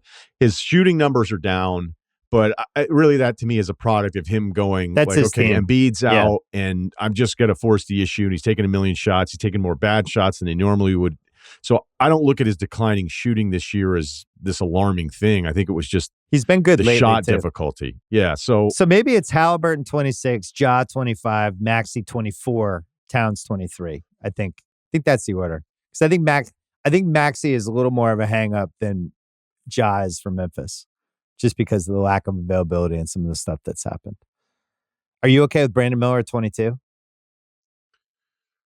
I mean, I could ding you because of the hand surgery, but based on everything you've read about it, is that it's pretty straightforward, and Jalen Johnson 21, you're good with. Yeah, I love Jalen Johnson. Yeah, me too. Okay, next group, 3 guys. Group C. Only if they made us do it. Number 19, De'Aaron Fox. Number 18, Steph Curry. Number 17, Devin Booker. You heard me correctly. Steph Curry, number 8 is 18. Here's the case. I think you and I are probably among the 2 biggest Steph Curry fans in the media. Seth is probably 3rd. 3 years, $178 million is the number. He's 36. And if he's the best player on a pretty average team, in the old days, that meant the team would have been good to maybe really good. Now it means pretty average. That's what we've seen. I don't think he's at a completely different point in his career, but he's at a slightly different point in his career. This version of Steph Curry right now would not have won the 2022 finals. I think there's been a slight aging with him. But I also don't think they would ever trade him unless he went into the office and said, you guys have to trade me. It's time. So it's a tough one. When he had the opportunity to talk about the trade market, he did the exact opposite. Bobby Marks brought it up when we had him on not that long ago. And it's like, this is what you want. This is what you want in the face of your franchise. This is the person that looks at kind of this lifetime professional relationship of like, hey, what's the best way for me to handle this versus the worst way? And the worst way would be like Anthony Davis clearly did it because he learned it from watching LeBron. Yeah. Where the passive aggressive trade request, our roster's not good enough. Yeah. We need a big man. You have like 5 big men on your roster. And I just think it's a ridiculous way to like operate, as if the front office is sitting around and be like, hey, do you guys want to be worse or better? Like, I don't know. What about you? Like, what do you want to do today? I don't know. Let's get lunch and then we'll think about it. And then it's like, oh no, the player said he wants us to get better. All right. Well, that does it. Yeah, let's get fine. Better then. We weren't going to do it. We actually wanted to be average. But now, and usually that means you're forcing the front office, if you have leverage, if you have an upcoming contract, you have all these different things, you're probably forcing the front office and ownership into doing something they don't think is the best thing to do long term. And, LeBron's never cared about any of the draft picks anyway. So I think Davis is just basically saying the same stuff as him. So Steph, they're no line thing. There's no, I don't know, nothing's impossible, but I don't know if that day is ever going to come. I only think the only thing that would make sense to me would be Charlotte, if he wanted to like finish his career there. But that's just, you're punting on everything. And I do think some people feel like relationships are really important and that they would rather spend the rest of their career like understanding the impact of like, I was on the same team that drafted me. We won titles together. I ended up retiring with some of the people I played with. I think he cares about that. So it's stupid to even have him on a list like this. Booker was an interesting one because I have him 17th. I don't have him in either of the top 2 groups. You could make a case that he should be, but I just haven't liked that. That team seems super disjointed and unhappy for 3 straight years, and he's the best guy on it. And at some point, he's 28. I just couldn't get there, but I'm also willing to be talked into nudging him up if you think we should. I just think he should be up, man. Okay. I'm a huge Booker fan, and I think it's been a bit like some of the stuff that we've seen. I think there's certain guys from an efficiency standpoint. We just talked about it with Maxey, where I can handle the efficiency being dinged a little when I feel like you are tasked with having to get your team out of so many bad possessions. And when I watch them, I think he's still the guy I trust the most on that team. So if that, All like, right, so let's run through it. Like, you think if we'll Jalen Williams, well, the Jalen Williams contract thing with OKC, I'm going to lose because of the Well, flexibility. let's go and all through that it. kind of Group stuff. B, we can go through each guy, and you tell me if any of them would trade this guy for Devin Booker. So I'll move Booker up to Group B. So he's 17. Number 16, Jalen Williams. I think they would rather have Williams on the contract he's on, younger. His age is time to SGA and Chet and some of the draft picks they have. I just think they would rather have Jalen Williams and Booker, as weird as that sounds from a basketball standpoint. It's also a team that doesn't really make trades ever. So you good with that? Yeah, the contract, I can't win it. But I'd rather have Booker, just for the basketball player, I'd rather have Booker playing next to SGA right now than Jalen Williams.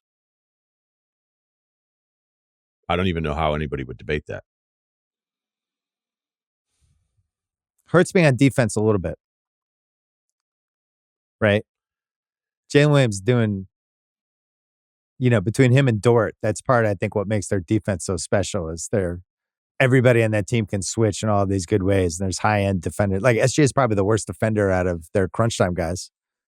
Yeah, I mean, when you look defender. at who, they'll either attack, the other team will attack Wallace if it's a size thing, or they'll go at SGA because it's like the best of the options, so you can avoid Dort or Caruso or even Wiggins, who I think is one of my favorite, like, underrated players in the entire league. Too. Yeah. Yeah. That's why it's so unfun to talk about OKC trades, because it was like, I like all these guys. I wouldn't trade. Like, we got to improve the Wiggins spot. Do you? I'd rather see what I have with Wiggins. And all these guys like playing with each other, which you got to value. Like, it's really hard to make a trade if you have chemistry like they have. I wouldn't touch it. Thompson at 15. It's a really fun basketball trade. Thompson for Booker. I'd be terrified to trade Thompson at this point. I just couldn't do it. Just from what we've seen in the last 5 weeks, to me, it's an automatic hang up. I just can't do it. I don't know what's there. Like, there's like, the ceiling is opening up, and there's like real Kawhi potential now. There's Pippen potential now. There's potential for all-time guys when you watch him. This is beyond just, oh man, that guy's really good. Like, we're at another level of it now. And everyone can see it. You could see it last night with the Celtics game. He was the best guy in the game. He's in a game with Brooks hits 10 threes. Tatum's in the game. Jaylen Brown's in the game. And Thompson was the most impactful guy in the game. So I would not trade him. I would trade him for Booker. You would? Okay. I would. I think this is where. See, I wouldn't do it. I mean, we raved about him at the beginning, so I don't think anybody's in it. But he's 19% from three for his career. Kawhi was 38% his rookie year. I think he was 38% his second year too. But how many years was Kawhi in college? At least 3, right? Yeah. Yeah. So Thompson's at the stage right now where basically Kawhi was a rookie in the Spurs. I look at Booker as a top 10 bucket getter, and we've seen it in the playoffs. We've seen it deeper in the playoffs. He's 28 years old, and he's a motherfucker in the best possible way, and not in a way that like distracts him from the task at hand of the game. But I don't think he's afraid of anybody. I think when his level of like shot creation and scoring in huge moments there's not 10 players in the league that are better than him at that. I'll move him to 16. I'll move Thompson to 17, and I'll move Jalen Williams to 15. My only fear with Thompson is it's like, remember that 5 weeks when Thompson was like, looked like the greatest prospect of any swingman in 10 years. And then he shot 9% from 3 in March. So I'm just gonna be careful. I don't want to put too much pressure on him. Right, but it's kind of the weight of like, how often would we have ever said no to Booker for Amen Thompson? And it's like every day except for the last 12. Yeah, it's fair. 14, Cade Cunningham. Congrats, by the way. I know you've been accepting kudos and plaudits for the last couple months. You never gave up. You were, I think, driving the Cade bandwagon. It's been really special this year, and his team's not good. They have some fun role players, they have some fun veterans, but the amount of responsibility he has game to game. This is the argument with LaMelo Ball. The LaMelo Ball defenders would say, well, his team's not good. Well, Cade's team's not good either, and that team is going toe-to-toe night after night and has a chance to be a pretty fun playing team. I like watching him, and he's been really special. So he's number 14 for me. To carry this offense back to the first part of this, to be able to do this, I still would like to know over under. If I set it at 5.5, number of games Monty Williams has watched the Pistons this year, you taking the over or the under?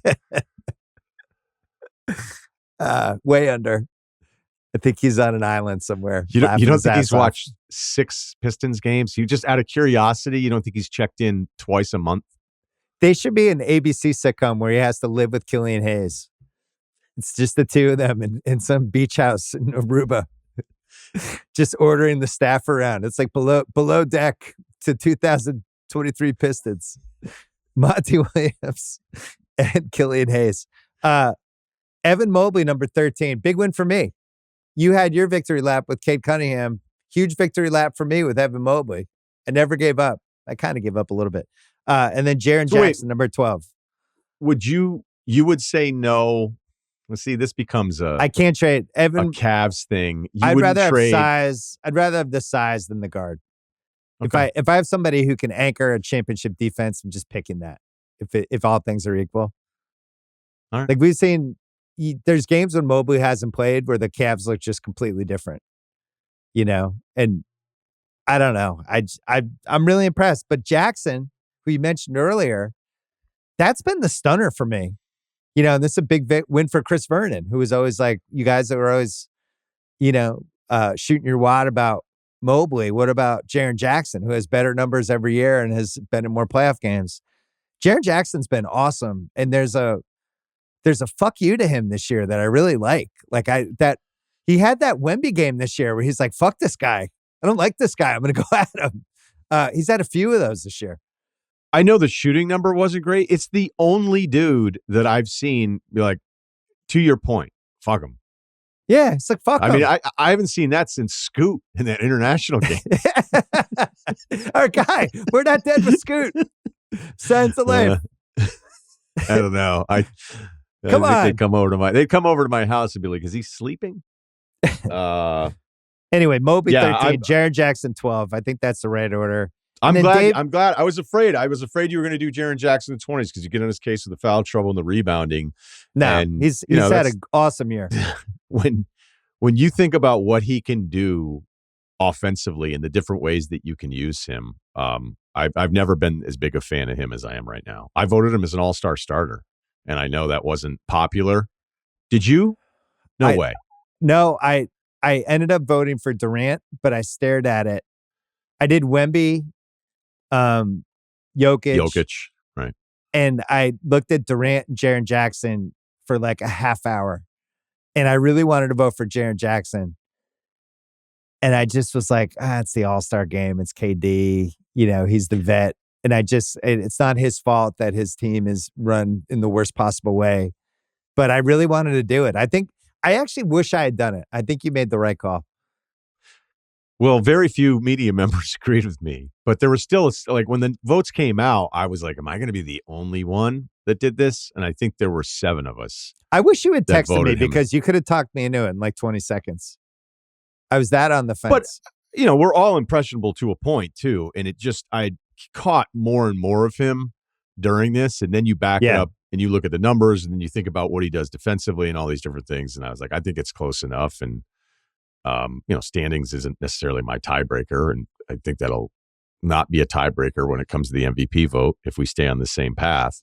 I think that Durant, like the default and LeBron and all that kind of stuff, like, hey, it's the All-Star game. It's about the stars and that's who fans want to see. Like, I wouldn't get mad about anybody doing that if it's close, right? Yeah, if it's close. Yeah. The LeBron on-off court numbers when we had to do the vote, it was just, there's no way you could vote for him. He was like a minus -8, something like that. Jaren Jackson.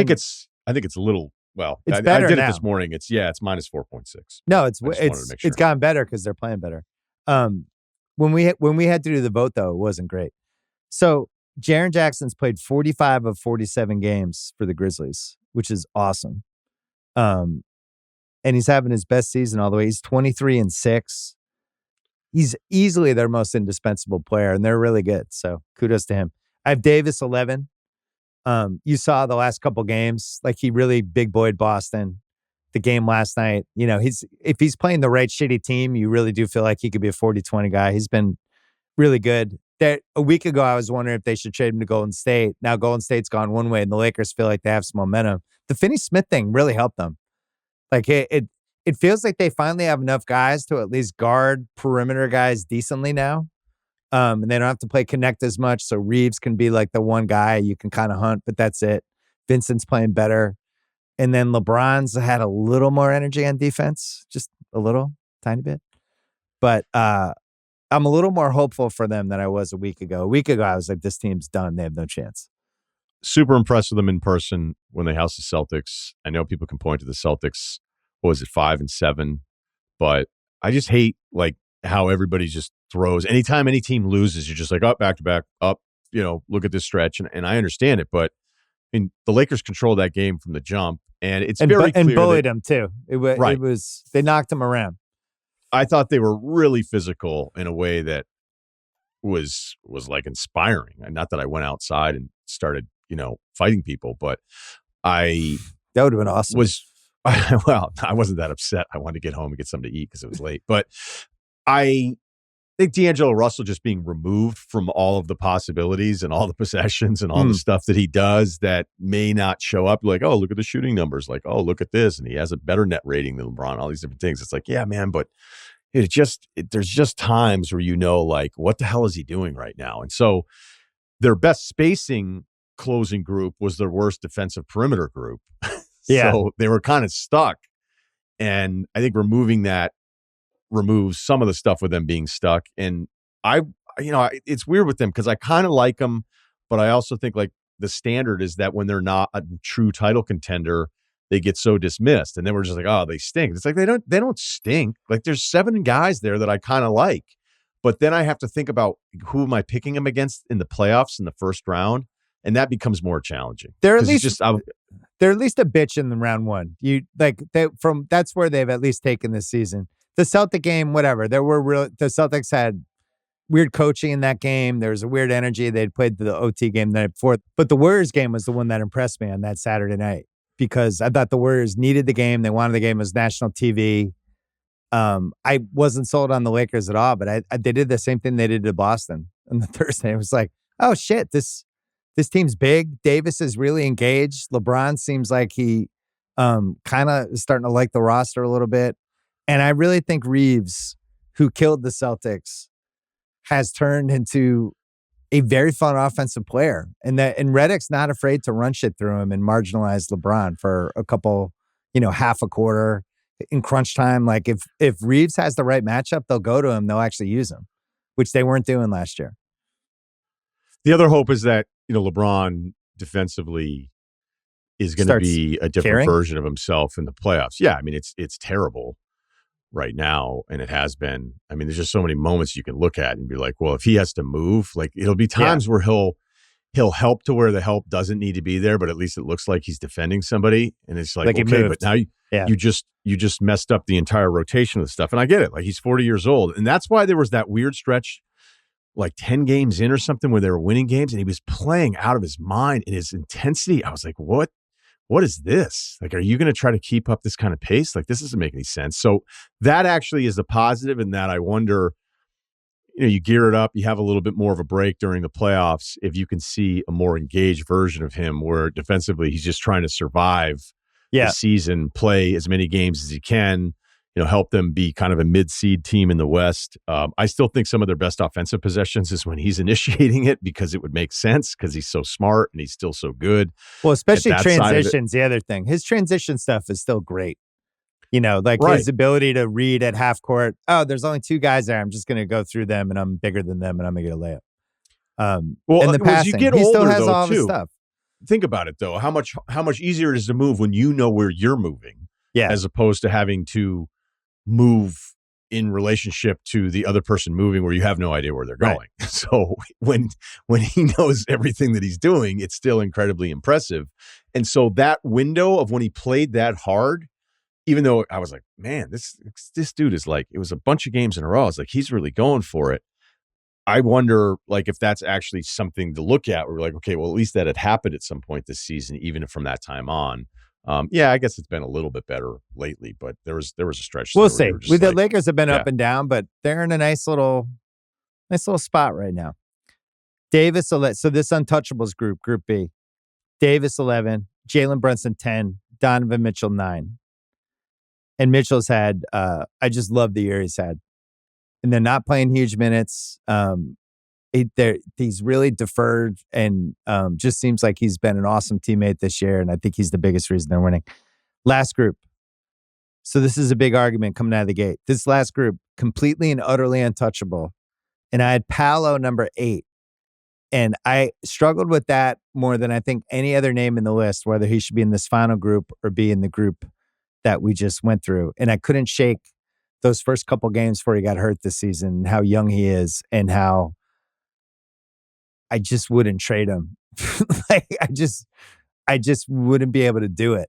Like, to me, he's a completely, utterly untouchable, but is he too high? I don't think so. Okay, good. And I'm glad you feel that stretch. It's that stretch last year. I think he's another guy that you have to factor in who was available around him. Orlando, statistically, is so bad offensively, and that also speaks to losing Franz for that long on top of losing Paolo.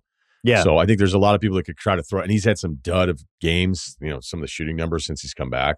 It does. I wouldn't say he's 100%. I'll worry about that in March. What I love about him is that I know he can fill it up, but he also wants everybody to be involved. And it's why I loved him at Duke. It's why I've always argued for him, is that, the difference between, like, Jalen Green can't see the way Paolo sees the game. And that's why I'm a Paolo fan. Would you have him above or below Anthony Edwards, who I have at number 7? I'd have him behind him. Me too. Well, Anthony Edwards is our number 7. Taking some shit this year. Little bit of a backlash season. You knew it was coming. You knew the backlash season was happening. I wish it was going to start a bet on Olympics. FanDuel. Yeah, but it was going to happen in the Olympics, like leading up to it. After his run through the playoffs, he was like, I'm the number one option. It's like, or you're going to be watching. It's part of the process. How do you handle adversity? How do you handle annoying media questions about adversity? How do you handle tough losses? We're fine. Tatum, number 6. Giannis, number 5.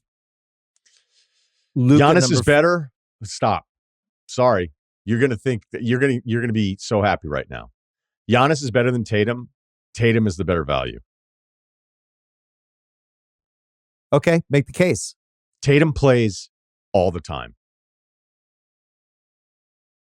They're about the same age, right? No. Tatum's he turned 20. Tatum's 26. So Giannis is 2 years older than him? No. Giannis turned 30 in December. Tatum. Oh, shit. Giannis is 30. Yeah. Tatum turns 27 in March. So when you sent that, I was thinking maybe you were doing that on purpose because people were going to give you shit for the Tatum part of it. I didn't think that at all. I thought Giannis was 28. There has not been a day. Even the great ones make mistakes. There's not been a day where I thought Tatum was better than Giannis. Although no, you're getting 4 extra years. And I'll tell you, like, Tatum this year, man, I think he's incredible. Like, couldn't agree more. I know the numbers may not scream it at you if you're not paying attention, but to see what he is doing to some of these defenses and what they're trying to do to him, and like Houston last night, the entire thing was blitz him, double him, and he was still turning the corner on some of these traps. And it wasn't like he was scoring every single time, but there's not something like that just goes, oh, wow, look at this jump. Look at the shooting number. Look at the scoring. Because the shooting for the team is down, which is another part of the Celtics thing. This is the best Tatum's ever played. I've never much like I was talking about with Jaren Jackson, like this is the best I've ever felt about Tatum. And the fact the age thing here is I think he actually should be ranked ahead of Giannis. Two things. Responsibility. It's among the toughest in the league, what he does every night. Durability. It's surprising when he doesn't play.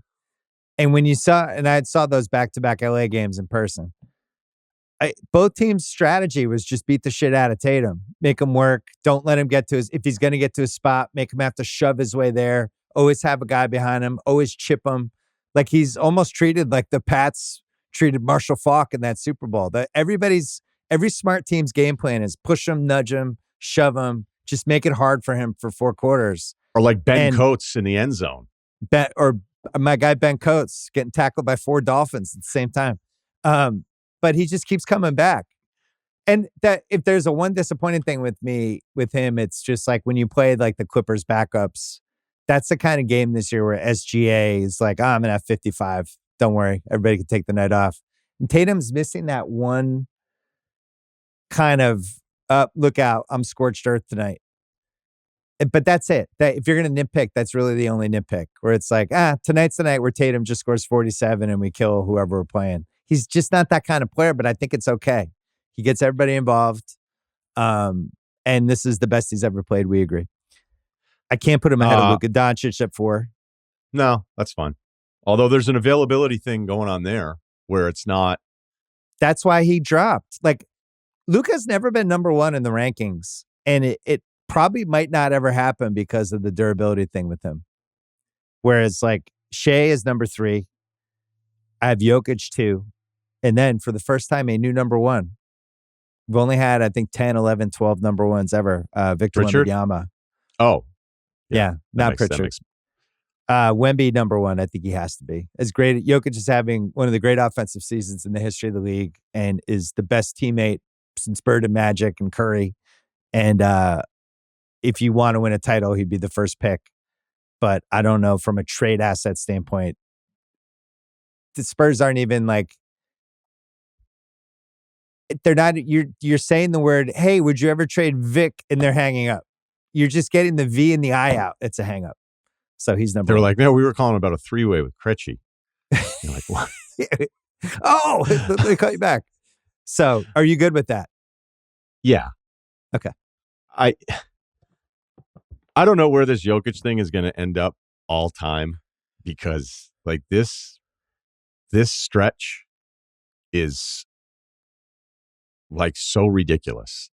And that's why when we were in Denver, I meant this, like, I hope he gets another one so that the simpletons are allowed to accept him into a higher tier. And I know that sounds like shitty for me to say it, but I just get so tired of like, when I look at how people rank stuff, like, do you really want to be this simple? You just want to count stuff? Yeah. Like that's all it ever is to you is that this guy was good because of this and this guy was bad because of that. Then what's the point of watching any of this stuff? It happened a lot with college football, I thought, this year too. And I really hope like Jokic gets the one that allows him to be talked about in the way that he deserves to be talked about because of what this stretch is. Would you put the Finals MVP above or below resurrecting Westbrook's career as the greatest feat of his career?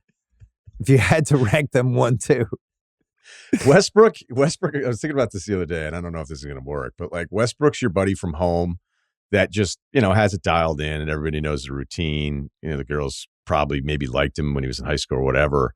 But then if you bring him to like LA and you've been living in LA for a few years and you should be like, hey, look, dude, just so you know, like it's going to be a little harder out here. Yeah. Yeah. And they're going to be competing with like different dudes. And like, it's up to you to accept the fact that like, you're not going to get into some places and people are going to big time you. And that if you recognize a guy from a TV show and you tell him that you're a big fan, he's not going to talk to you and he's going to walk away. And like, they're just going to smell the non-LA on you. Yeah. And you'll have to adjust. And some people leave and never come back because they hated their experience. And I think Westbrook showed up to Denver being like, I do get it. Like I do, my hometown stuff might not work. I find Westbrook in this run funny because he can be almost too deferential where he'll like want to get it back to Jokic in a spot where it's not even like a great catch for Jokic because Westbrook doesn't want to do all the things that he's been criticized for doing in the past. Now, I still think there's a version of this with the spacing with Gordon and Westbrook to close like a playoff game. Like, yeah, I'm allowing like, is that actually going to happen? But they needed him. They needed him. He was cheap. And he's giving them like value minutes. He gives them durability, right. minutes, and stats. They needed all three. But right. I think Danny Chow wrote a great piece for The Ringer about this last week. It's the most unlikely connection of any two players we've had in a while. And for me, like, you know, as an obvious giant Jokic fan, this is like the stuff that made Bird and Magic so special. They could resuscitate guys. Like Magic did this with Bob McAdoo. You know, Bird did this with Walton in '86, and even like bit players like Seachting and whoever, Gerald Henderson. Yeah. But the fact that Jokic took Westbrook, who not only was not an asset, but this might have been the only team in the league that would have signed him. And somebody were like, oh my God, how's this going to work? Holy shit. And then turns him and they have this like real ESP thing now. And Jokic loves him. I think that's such like a feather in his cap, just historically, that he can basically play with any player in the league and make them better, which is like the highest level of basketball you can reach. Westbrook's really appreciated, though. He's appreciated more by players than he is by those of us that don't play.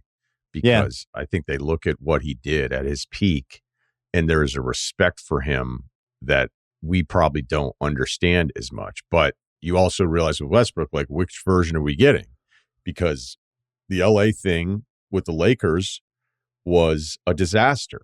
And I think he resented so much of the dynamic there, which I can even see his point of view on that.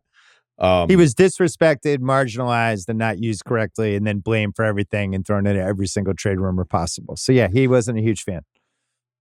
True, but I mean, it's not like like his style of play was going to lead to, oh, this doesn't work. Like, once again, the players expect to be GMs, or sometimes I'm like, do you not watch league pass? Like, how do you not understand like how this is going to clog up some of the things that you'll want to do?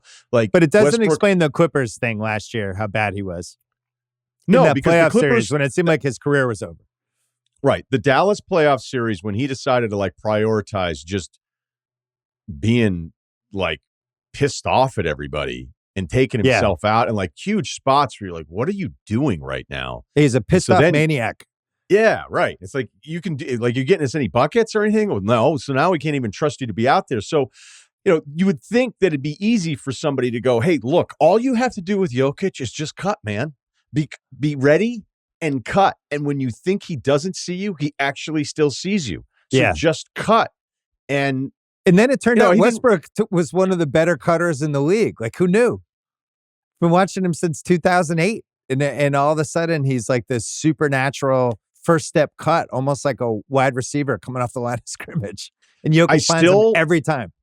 Will worry, though, because there's times where you can see, like in a game, or if he has like an open look from three in the corner, and I know the corner numbers are really good, right? But if he clanks it in a big spot, like the next time he may get that catch in the same look, you can see him just not want to. I've seen that happen. So I don't know if there's numbers that will tell me that it's true, not true, but I've seen him where it's just clear as day.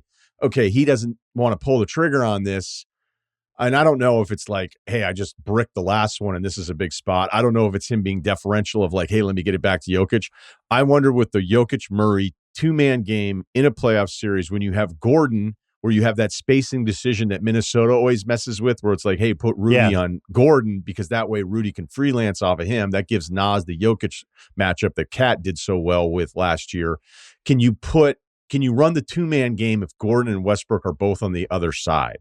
And are you going to start like dealing with some real spacing issues? And will teams get used to it after 2 weeks of games where they're like, oh, all right, game 4. Now I understand what they're doing. That's the only thing that when I watch it, I go, I wonder what that'll look like then. But up until this point, it's been, to your point, for a team that we were like, where's the depth? Just his energy. And even like a diminished version of Westbrook athletically, when he starts going and he realizes he's going to get the ball back because Jokic is just that good. Yeah. It motivates you to be like involved in all of this stuff. Like, hey, if I keep cutting, I get just all these easy baskets because I'm still so much quicker, even though it's later in his career. I can't believe we just spent 3 minutes talking about Russell Westbrook, but it was totally worth it because it speaks to Jokic, like the fact that look what we did today. I said Trae Young was too low. I took Harden's side and something. I was incredibly concerned about that Denver team, and now I think they're fine. and they'll be there in the end. We'll see if they can get a buyout guy or just one other piece. Maybe they can dump Zeke Naji and have some trade flexibility. Anyway, Group A, Paolo number 8, Anthony Edwards, Giannis 6, Tatum 5, Doncic, SGA, Jokic, and our new number 1, Victor Wembanyama, who probably at some point this season is going to have like a 40, 20, 12 block game with like 7 assists. He'll have some box score that we've never seen before, but we've seen 30 Jokic box scores I think I've never seen before this year. All right, that was fun. This is going to go up on theringer.com later in the week, the official list.